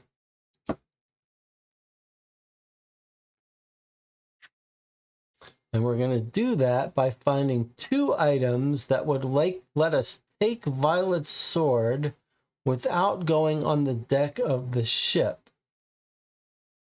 But we don't have any rope. All right. I think maybe we're going to have to leave and come back here. So let's go down here. Oh, there she is. We found Violet, and she's looking at her key. So, items 35. 2 items. All right, now we're learning a little bit late that her name is Violet. Let's see. She asked me to recover her sword to demonstrate my loyalty. All right, so we need to bring the sword to her. We could try to give her a saber. And then this one says, turn this card over immediately. How did you become a pirate? Ever since I found this bottle in the sea, something calls me to see this adventure through, to discover what lies behind my father's treasure, Jack Parrot's, at all costs. I envy you, so young and already a captain of your own ship. I started by joining different crews, then I exchanged treasures to purchase Bolt, my Dutch brig. This tricorn belonged to Jack Parrot himself. Take it. With this on, you look like a captain too. Take good care of it. Okay, so she's given us Jack Parrot's hat. That is very nice of her. How did a tricorn get into a bottle? That was from the first scene. All right, so we've done that Violet scene. Oh, no, we haven't done that one. We did the other one. We did this one. So there's still Violet sitting here that we could give her sword to. We have her hat now. But surely we have to solve this with 2 objects. So let's come over here and go to this thing. Aha! There we go. We've got a bucket of water and a rope with a hook on it. 42. Grapple. And that's it. Used for harvesting treasures from the seabed. Okay, so let's go pick up this grapple. Get over here. Take item R. Okay, so we've picked up the grapple. If I don't practice throwing it, I risk it getting stuck somewhere. Huh. I don't practice throwing it. I risk it getting stuck somewhere. That's an interesting... That's an interesting comment.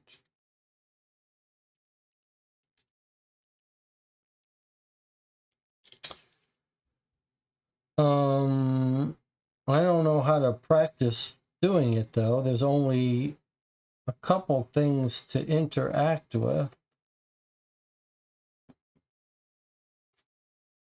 So we think she's Jack Parrot's daughter, but I don't see that helps us. I mean, my inclination is to do this using our hand and the hook, but I don't know why it said that if we don't practice, it'll get stuck. I mean, I don't know what else we're supposed to do it with. The only other two cards are these. So I'm just going to do it and ignore this practice thing. I'm going to try to use our hand and the grappling hook. I don't practice throwing it. I risk it getting stuck somewhere. I don't really know how I'm supposed to practice. The only other cards we could interact with would be this one or with her. It doesn't really make sense. Okay, I'm going to go ahead and do A and R here. Okay, A1 and R is at the top. I swing the grappling hook and I anchor it perfectly on the hilt. A little pull now, so this is what we're doing. We're grabbing this out. Take item K2. I guess we've got it.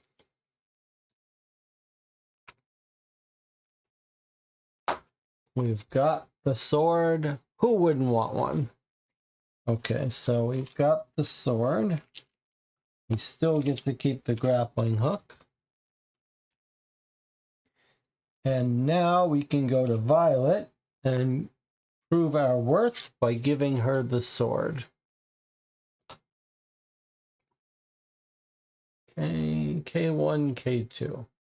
She recognized me as a pirate she can trust. I'm welcome on a ship for once.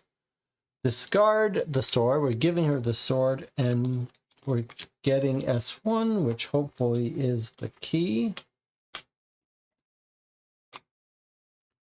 It is the key. It's very heavy. Is it worth more than what it opens? And now we're going to come and go to the chest and open the chest with the key.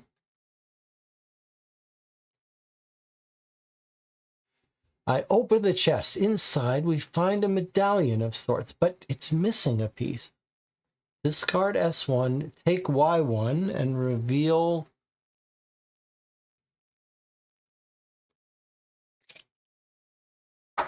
number 10. Feat number 10. Feat number 10 is to reunite the pieces of the medallion to learn what lies behind this legendary treasure. Okay. S1, and get rid of this. Okay, so we lost S1. We've got part of our medallion, even though we didn't actually get it into our possession. And these are the three feats that are still up for us. Reunite the pieces. Give them a snake's tooth. We still keep failing at that. And then enlist an experienced navigator. We don't know how to do that, but maybe this is where we're going to enlist a navigator. What distinguishes the captain from the crew? Aha, the hat. So let's try to answer this question of the shadow. What distinguishes the captain from the crew? Of course, here's the last verse. 3 are the points of your tricorn hat with a golden feather. You'll shine in the sky and them all, and you shall see the feat you shall soon complete. 3 points to the tricorn hat with a golden feather. You'll shine in the sky. Add them all, and you shall see the feat you'll soon complete. So 3, 2, 1 seems like what we're adding. 1, 2, 3, 3, 2, 1, which would be feet number 6, but that's not, we've already done 6, so I don't know what that's supposed to mean. So that's that. Oh, and here's the medallion piece. Okay, so something has gone wrong.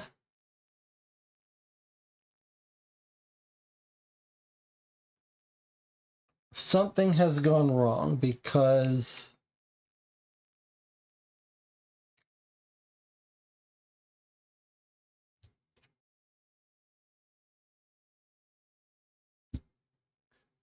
something has gone wrong because there's nothing to do now. What has gone wrong?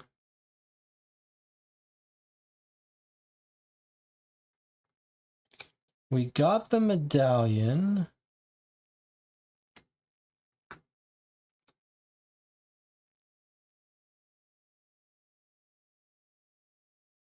But we have no place to go. So I must have messed up somewhere. Now, if there was anyone paying attention, we might have caught this, but it's just me. So how do we figure out what went wrong? All right, let's look if there are cards. 34. Okay, so when 34 came out, this should have come out.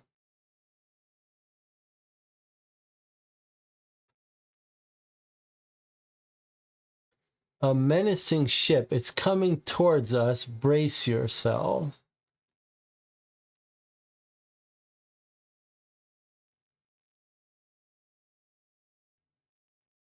I guess you brace yourself with your hand. Nope.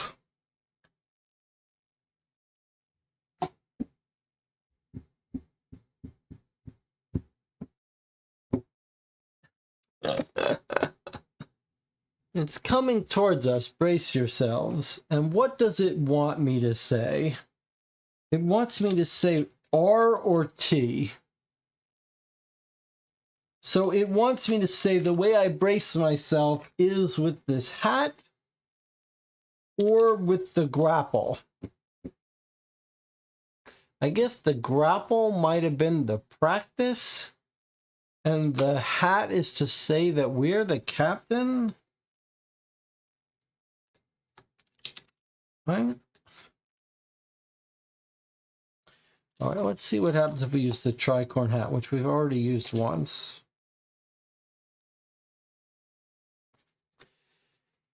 I wear the hat to match the threat, but for some strange reason, the ship seems to charge at us faster than before. Place scenery 36 face down, put interaction 50, the ghost ship, into play.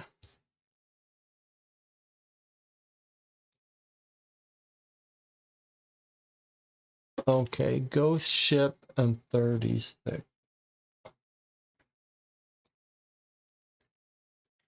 Which keeps the other scenery out.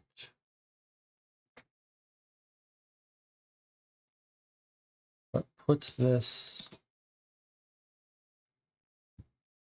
over here. Okay, it's a ghost ship. Pretty cool looking. And the ghost ship. Okay, 36. 2 items.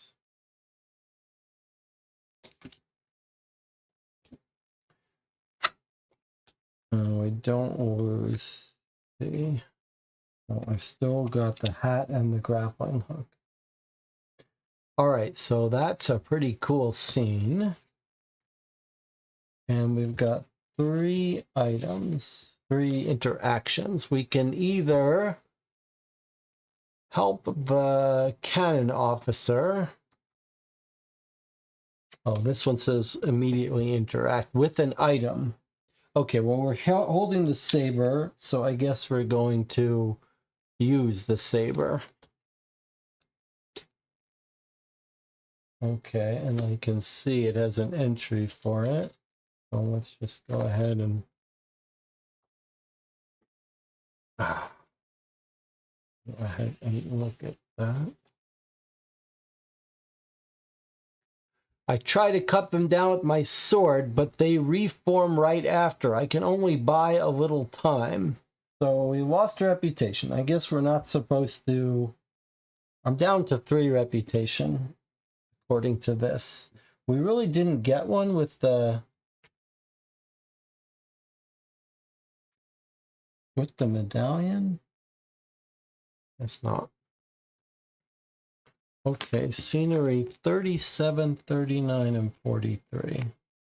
37, 39, 43. Oops, don't look at them. All right, let me try 37, 39, 43, and 44. Okay. All face down. Okay, that's fine. And that goes away. All right, let's try to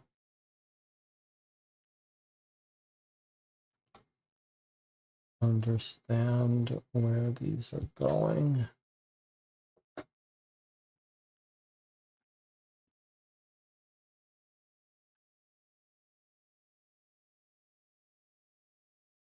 Okay. This one goes here.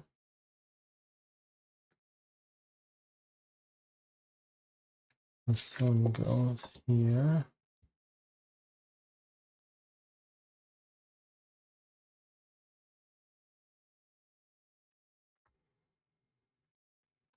This one goes here. This one goes here. All right, I see little kraken tentacles, ghosts with a pitchfork, part of a ship. You can see we are reaching the finale here. So, ghost ship. Since we found that damn tricorn, it chases us everywhere we go. We have to find a way to break the curse. So, it's the curse of Jack Parrot's mutineers chasing after his tricorn. Cannon officer's fighting with all his might. All right, well...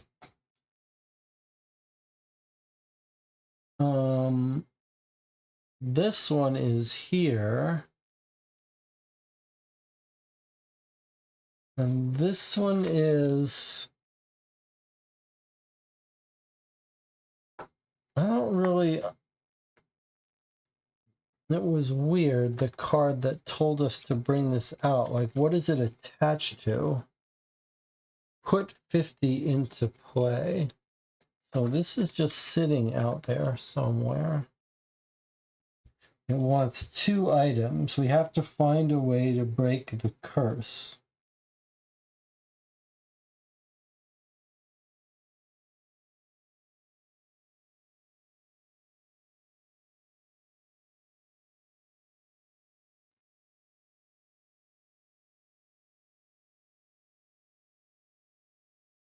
I mean, I would think it wants the medallion and the tricorn, perhaps. Or the 2 pieces of the medallion. So I think we need to... We're not going to be able to do this until we explore this ship more. I don't know how we're going to be able to help this one. I think I'm inclined to just explore the rest of this ship. Let's go over here. Or that has a ghost on it. Maybe we should go where there's no ghost. But these are ghosts here. I'm going to go here. Whoa, look at that. Oh, that's pretty cool. Look at all those ghosts. Uh-oh. Immediately interact with an item. Okay, well, it didn't like us trying to use swords against the ghosts. Well, what else do we have? 2 items. 2 items?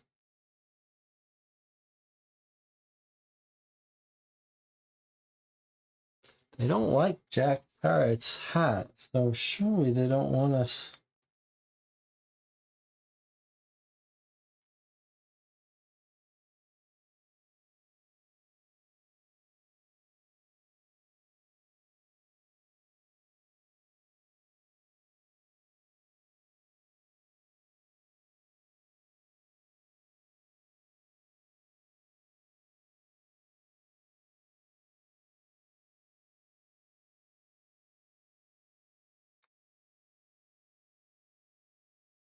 I do not understand what this game is thinking. I'm going to use the grappling hook.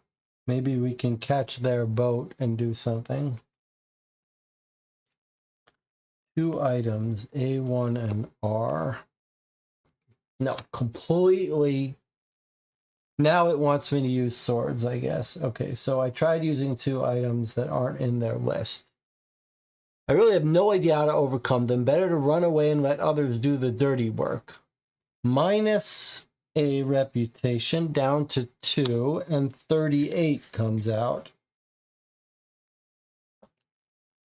This says discover only if you have at least 6 reputation. Okay, I don't think we're ever going to get to see that because I don't think we're ever going back up that high. We didn't know how to deal with those ghosts, so nothing happened. All right.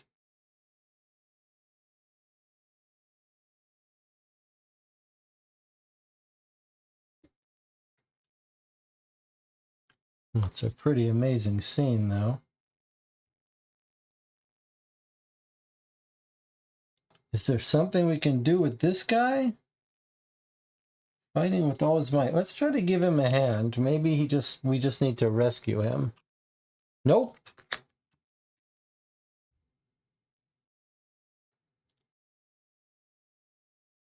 Okay, I could see on the card that they had an entry for K. I'm going to try to do K. I help him in the duel, but our blades are not enough against these monsters. Okay, so this just goes away. What was the point of that? We don't know. I could read this other one. I don't know. All right, I'm going up here. Oh my god, look at this giant octopus. Interaction 43.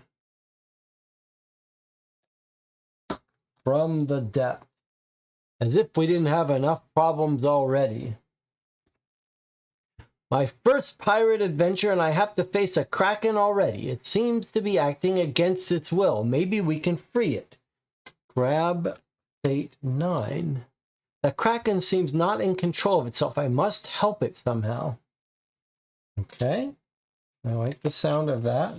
Look at this amazing scene. All right, this kraken is coming up out of the water. The ghost ship is controlling it.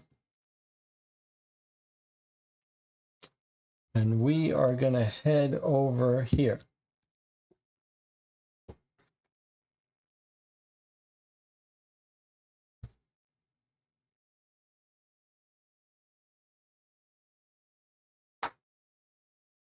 $44.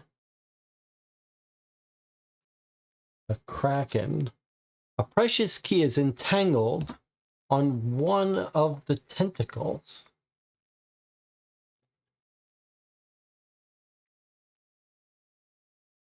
Look at that amazing picture of that. All right, well, surely the thing to do is to grab it or hook it. Surely we want that key, but before it made us throw the grapple with 2 objects. I wonder if we can really grab it with just the grapple. How about the bird? The bird surely has to do his job now and go get it for us. E. Okay, let's see what he says. Jocko's skills surprise me more and more. While I distract the creature, he manages to slip the key away with great skill. Take item S3. So that was great work on my part. And we've got the key. Very heavy. I've seen one like it before. So it's similar to the key that opened the chest.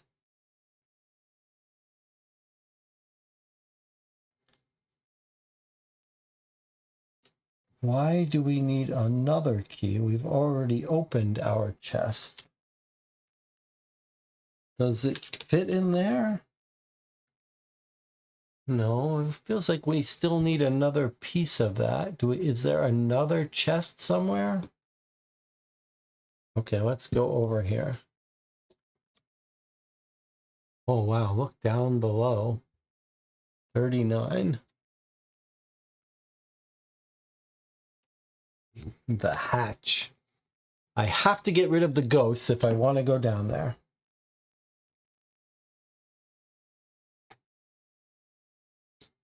I have to get rid of the ghosts if I want to go down in the hatch.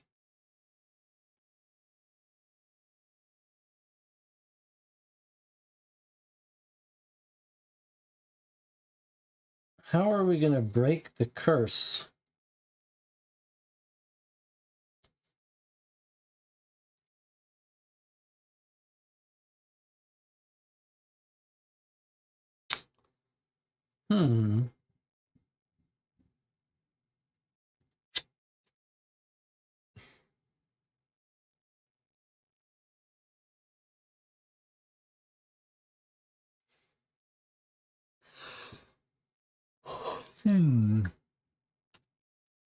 We're not allowed to go here. We don't have 6 reputation.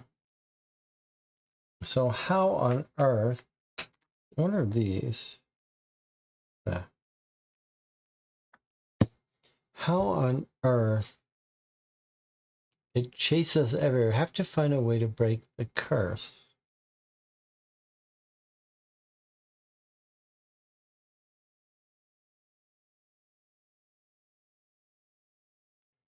So we've only got 2 things to do. It's either get rid of the ghosts with 2 items, or break the curse with 2 items.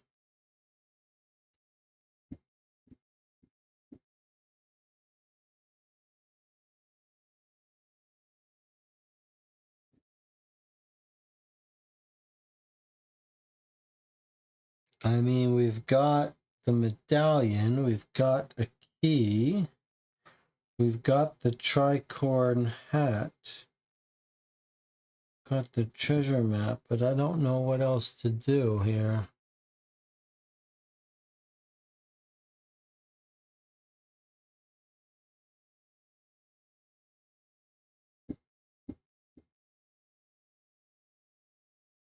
And they're chasing after the hat.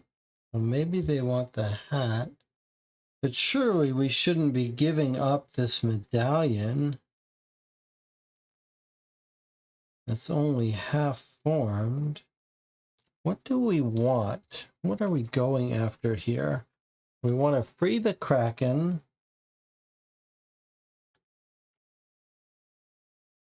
Reunite the pieces of the medallion. So surely we're not giving up that medallion since we want to reunite the pieces. But if they're after his hat, maybe we give them a hat and the treasure that we've already dug up. Let me try that. Let me try T and F with this treasure. Okay. The answer is no. The answer at the back of this card, impossible to unsee, is Y1 and Y2. So this gets done with the medallions.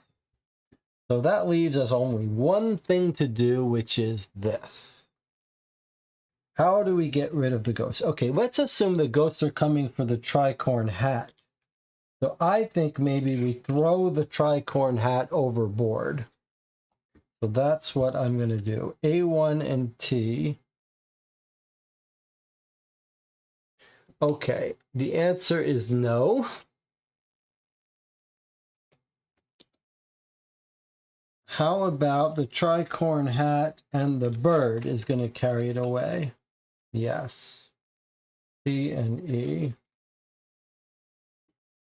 Jocko catches the tricorn on the fly. It works. They move away as if attracted to it, and Jocko should be safe while flying. Place scenery 40 face down. Okay. It didn't say we lose the hat? No, I guess Jocko's carrying it. Okay, 40 face down. We went under the hatch. Let's now move on to it. Oh, it's another chest. Here we go. We are approaching the finale here.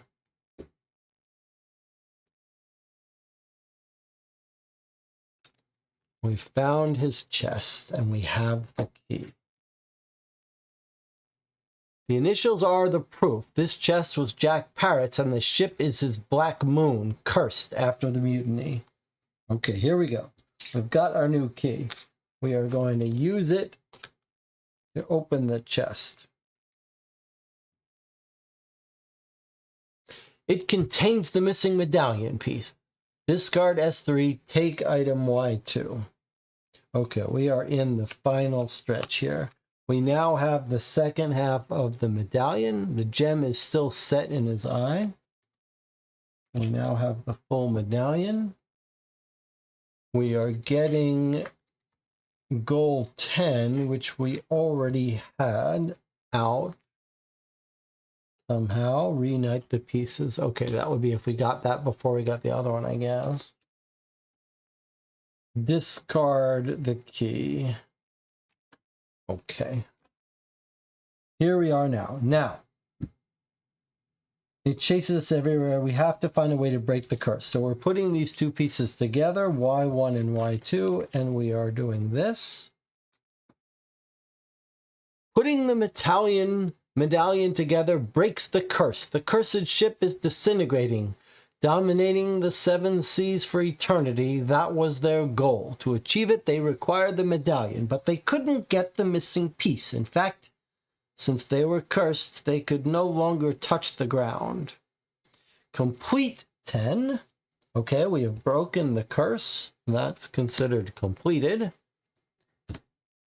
And put 45, which is the end, into play.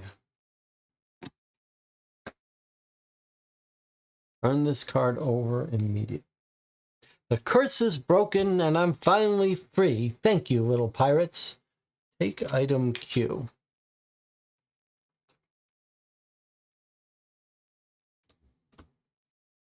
Finale.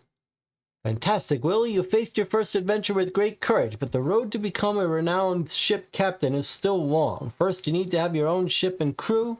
Then you have to earn a reputation by undertaking heroic adventures. Continue to follow in Jack Parrot's footsteps, and one day perhaps you'll be even more famous. A word of advice, be careful of mutinies. Pirates are not very reliable. The adventure is over. Discover your score in the rules. Okay, to see how you fared, you have T, K1, and E. We have K1, and we have T, and we have E. So we have these three. So if we have those, we get to read number 60 on the trail of the myth.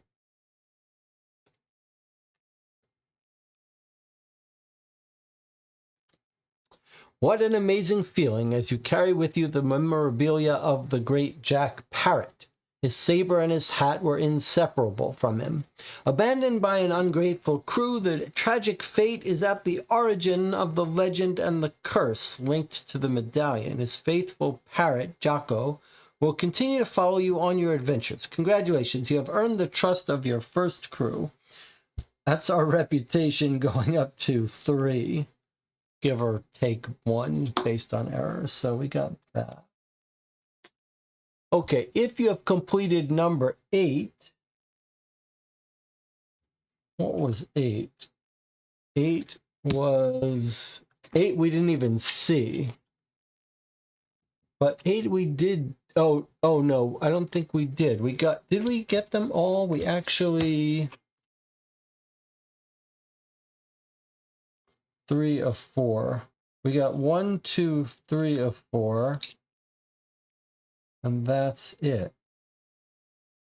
I thought we had 4 of 4, but apparently not. Let me just make sure by skimming this to make sure 4 of 4 is here, and we never got it. It's not here. I wonder if we got it and I threw it away. I got it. We did get it.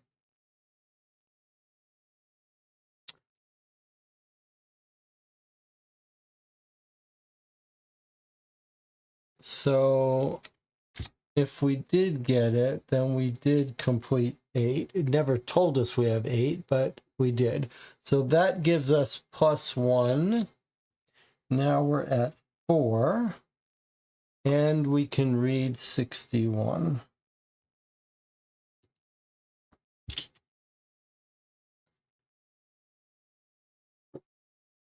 The Shantyman's Ballad. 1 is the bird, your companion so true. 2 are your hands till the hook claims 1 too. 2 are the pieces of treasure so rare, forever together a fated pair. 3 are the points of your tricorn high, with a golden feather you'll shine in the sky. And then all, and you shall see the feat you shall soon complete. What a joy, I'll sing it for hours. What? Ah, of course. You want to know Jack Parrot's secret. Beyond the port to the east and hidden behind a cliff is the white moon, a ship he had built for his son. It's yours now, Captain Willie. +1 reputation. That gets us to reputation 5. Lastly, check the reputation with the chart in the rulebook. Okay, so that's our game. We almost got to 6. Maybe if we calculated this wrong, we would have gotten to 6. I'm going to peek ahead at this. You can look away if you don't want to see. It looks like we've got the evil boss in there. 2 cards for 38. Captain's cabin. Oh, I thought I wanted to talk to you, but I don't. You can't stop me. I'm Alexander French, captain of the Black Moon. Liar. The Black Moon is Jack Parrot. You're just a traitor. You speak like him. You really are his son. His son? Wait a minute. So Violet and I are siblings?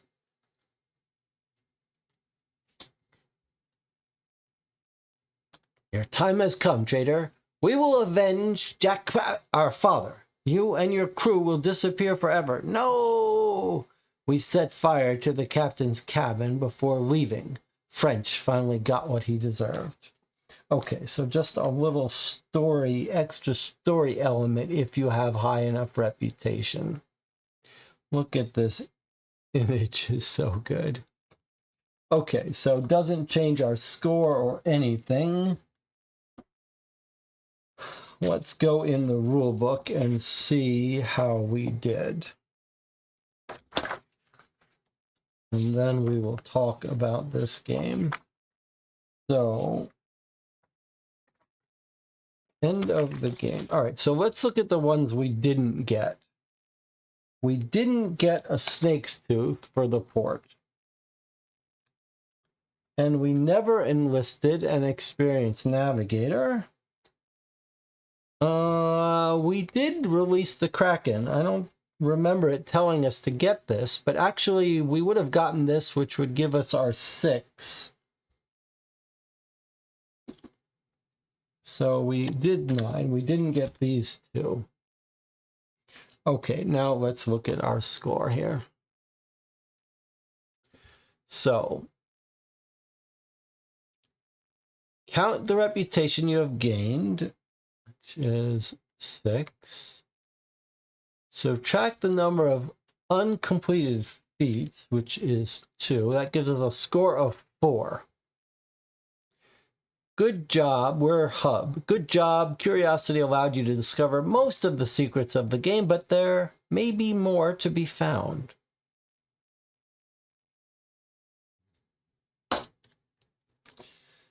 And then we've got a small stack of items we never saw. So why don't we, and 2 locations we never saw. More than 2. 2 here, but a couple more that it forced us to remove from the game. All right, here's what we're going to do. We're going to take a 8-minute break since we're at an hour past. We've been playing for 4.5 hours. We'll take an 8-minute break.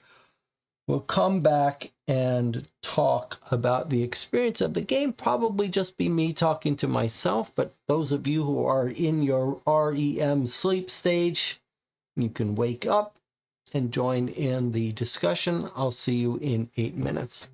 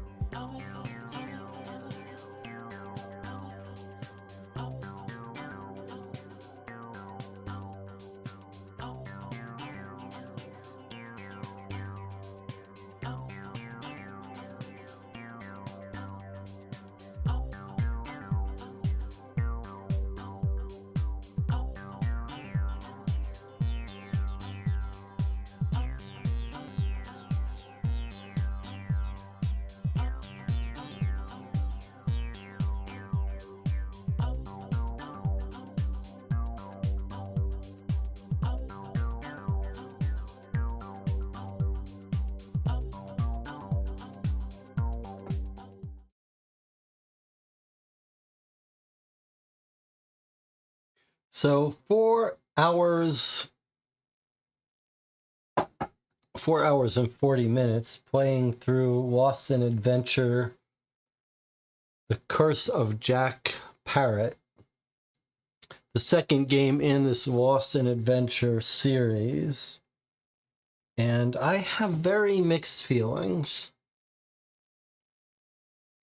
So maybe I'll give a spoiler-free, very quick review, and then we'll look at some of the cards we haven't seen, and I'll give a more spoiler-filled discussion. So without giving any spoilers, I'll just say that the mechanics are basically the same between the two games in this series, and I had a very positive review of the first one. I think this one, though, in terms of my experience, the art is much more satisfying and engaging and interesting. I mean, they both had great art and great illustrations. This one sort of spoke to me a little bit more, and I really did appreciate it.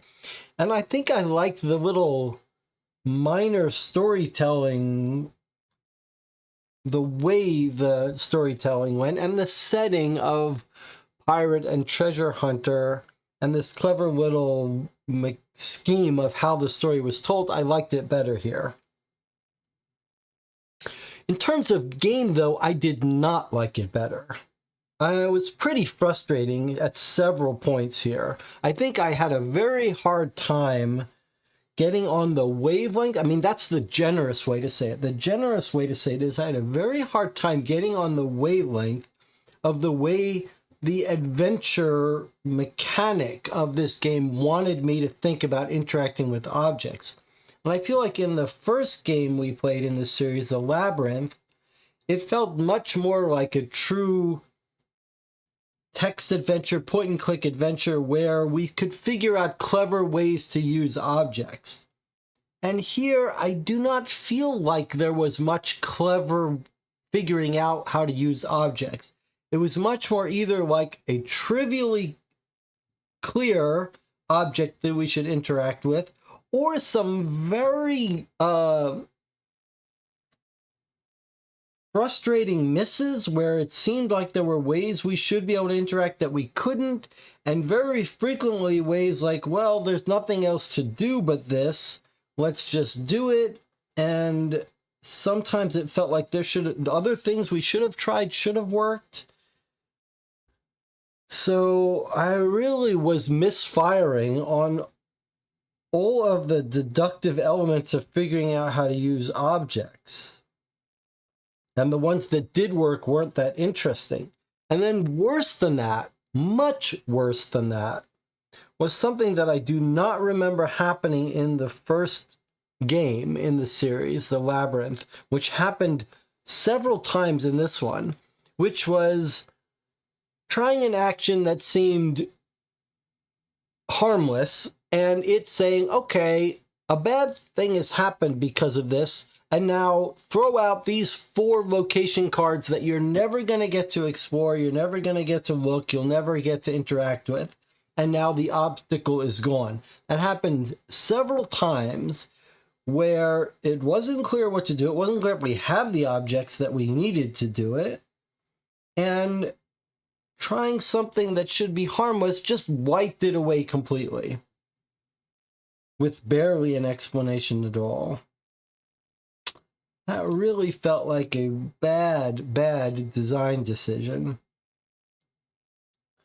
Now, you could see them saying from a design philosophy, well, we want people to play through this multiple times, so it's important for the slightest mistake to get rid of whole paths and make you play it again.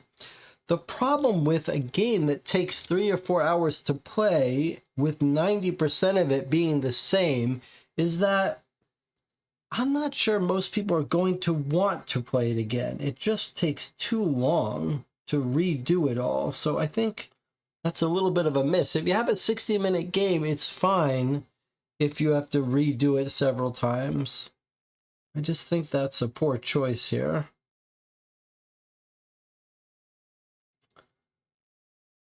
So yeah, there's my spoiler-free review. Now, let's see if there's anyone in the chat who wants to say anything. I mean, maybe if I had more help, it would have gone better. I'm not so sure. Let's take a look, though. Here's our spoiler discussion. I mean, here's some example of the art that was so nice. I feel like maybe in the first one, there was more art that was just like a top-down view of paths and tunnels and stuff. And here we got these large scenes that are so thematic. I mean, this is pretty beautiful here. Let's take a look at some of the objects, interactions that we never got a chance to do. Bucket of water. I guess this is if we went back to Sister Century. Drunk sailor, storm on the horizon. I have to fix a mess I made.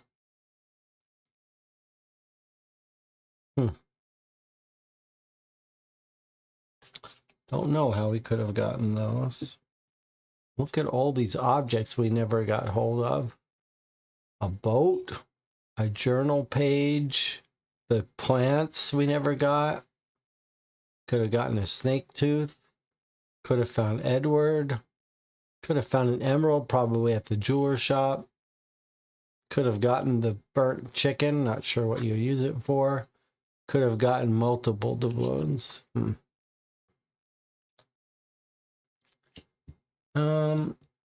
Let's see here for a second. So we passed the table. We passed the table and we decided not to steal the doubloons. I am very curious what would have happened if right at the start we had stolen those doubloons. That was card 8.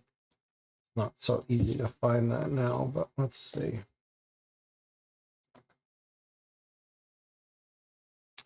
So right near the beginning,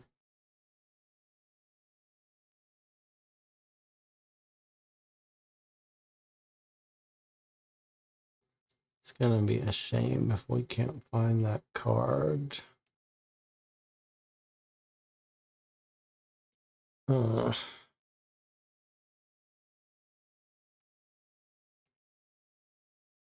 That would have been an interaction card. I mean, this is going to be a good example of whether our intuitions were right. There it is. Okay. So let's just see. We saw this thing and everyone said, don't steal it, don't steal it, don't steal it. It's clearly giving us a hint not to steal it. So if we had interacted with our hand, which was A, I take 2 doubloons, but a pile tips over, causing a lot of noise. So if you had tried to take the doubloons, you actually would have gotten... You would have gotten 2 doubloons, which you could have used to buy things, but you would have lost the reputation.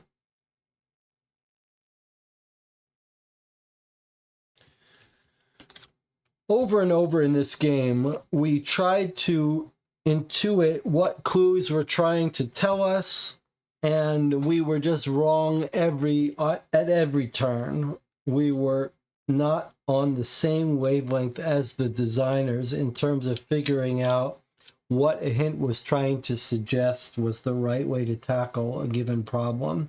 And I would say here's yet another example. If we had known we would get 2 doubloons that would let us do other stuff and buy things, but at the cost of a reputation, we surely would have done it. It is odd because I feel like when we played through the Labyrinth one, we were on the right wavelength consistently. And here we weren't. I do like the system a lot. I like the feats. I like the goals. I like especially this idea that you're traveling around. I thought it was very creative how this one had us first playing Jack Parrot and then playing 10 years into the future, a kid who wants to go on a quest, who's rediscovering stuff, the supernatural ghost stuff. I mean, I really liked so much about the story and theme. It's a shame that the adventure puzzle part was so unsuccessful for us. Maybe if you've played at home independently from me, maybe you had a different experience. Maybe you were more on the wavelength of this game. I'd like to hear it. I'm sort of curious about the paths that got crossed after us. We tried to open boxes with our hand and it said, that's it. You shouldn't have done that. You lost the boxes. You lost the 3 new areas that you could have discovered.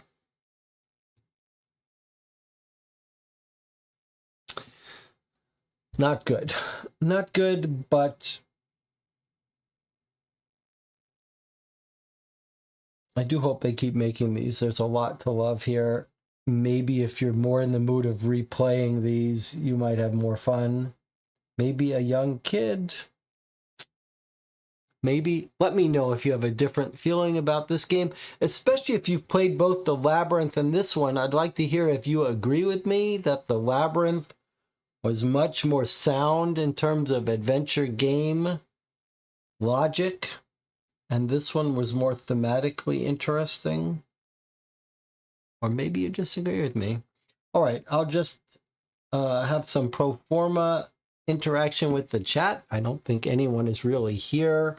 Certainly, if they are, they should have spoken up already. Maybe that explains some of the negativity here on my part.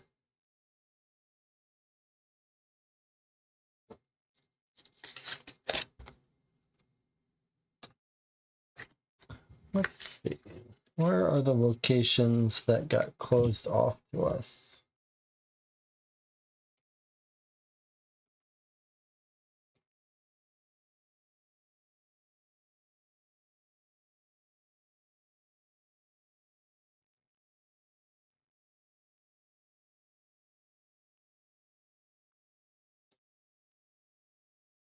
What were we supposed to do with that crab?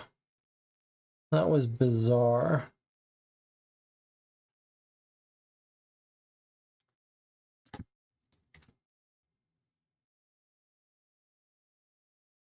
I guess these were the crates that we tried to open by hand that we lost access to. We would have met this guy.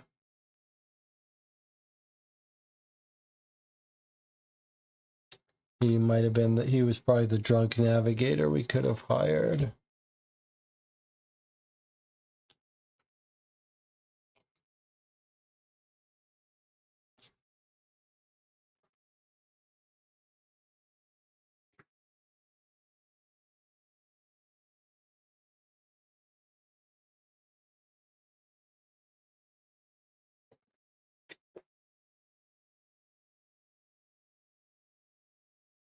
Over and over in this game, I did something and it was like, no, it broke. You can't mess with it anymore. It's over.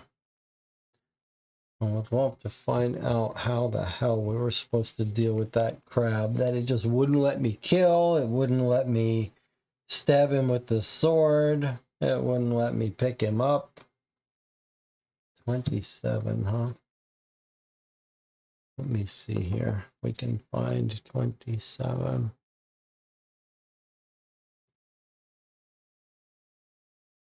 Could be any of... Oh, here he is. Okay, let's see. What was I supposed to do with this crab? If we use your hands, no. L, it worked. The crab gets distracted enough for me to recover the contents of the bag. Just a little pinch, but worth it. Take all items from under the bag. Discard the bag. I don't get it. So if we had sent the parrot did half the work in this game. If we had sent the parrot, he would have gotten the items under the bag. So the items under this bag, I guess, was supposed to be our bag that we were carrying. I think we must have missed something about this bag. Like it was a bag of our stuff. There was one moment where it told us to put something under the bag or lose it.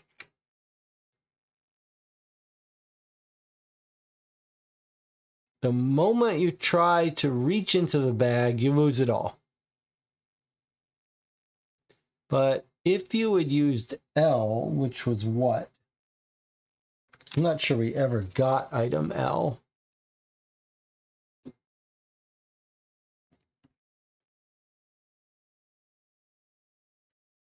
Apparently we did get item L somewhere.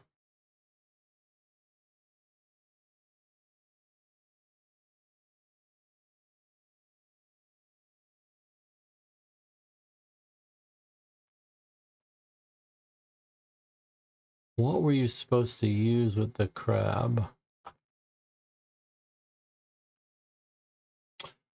Say what now?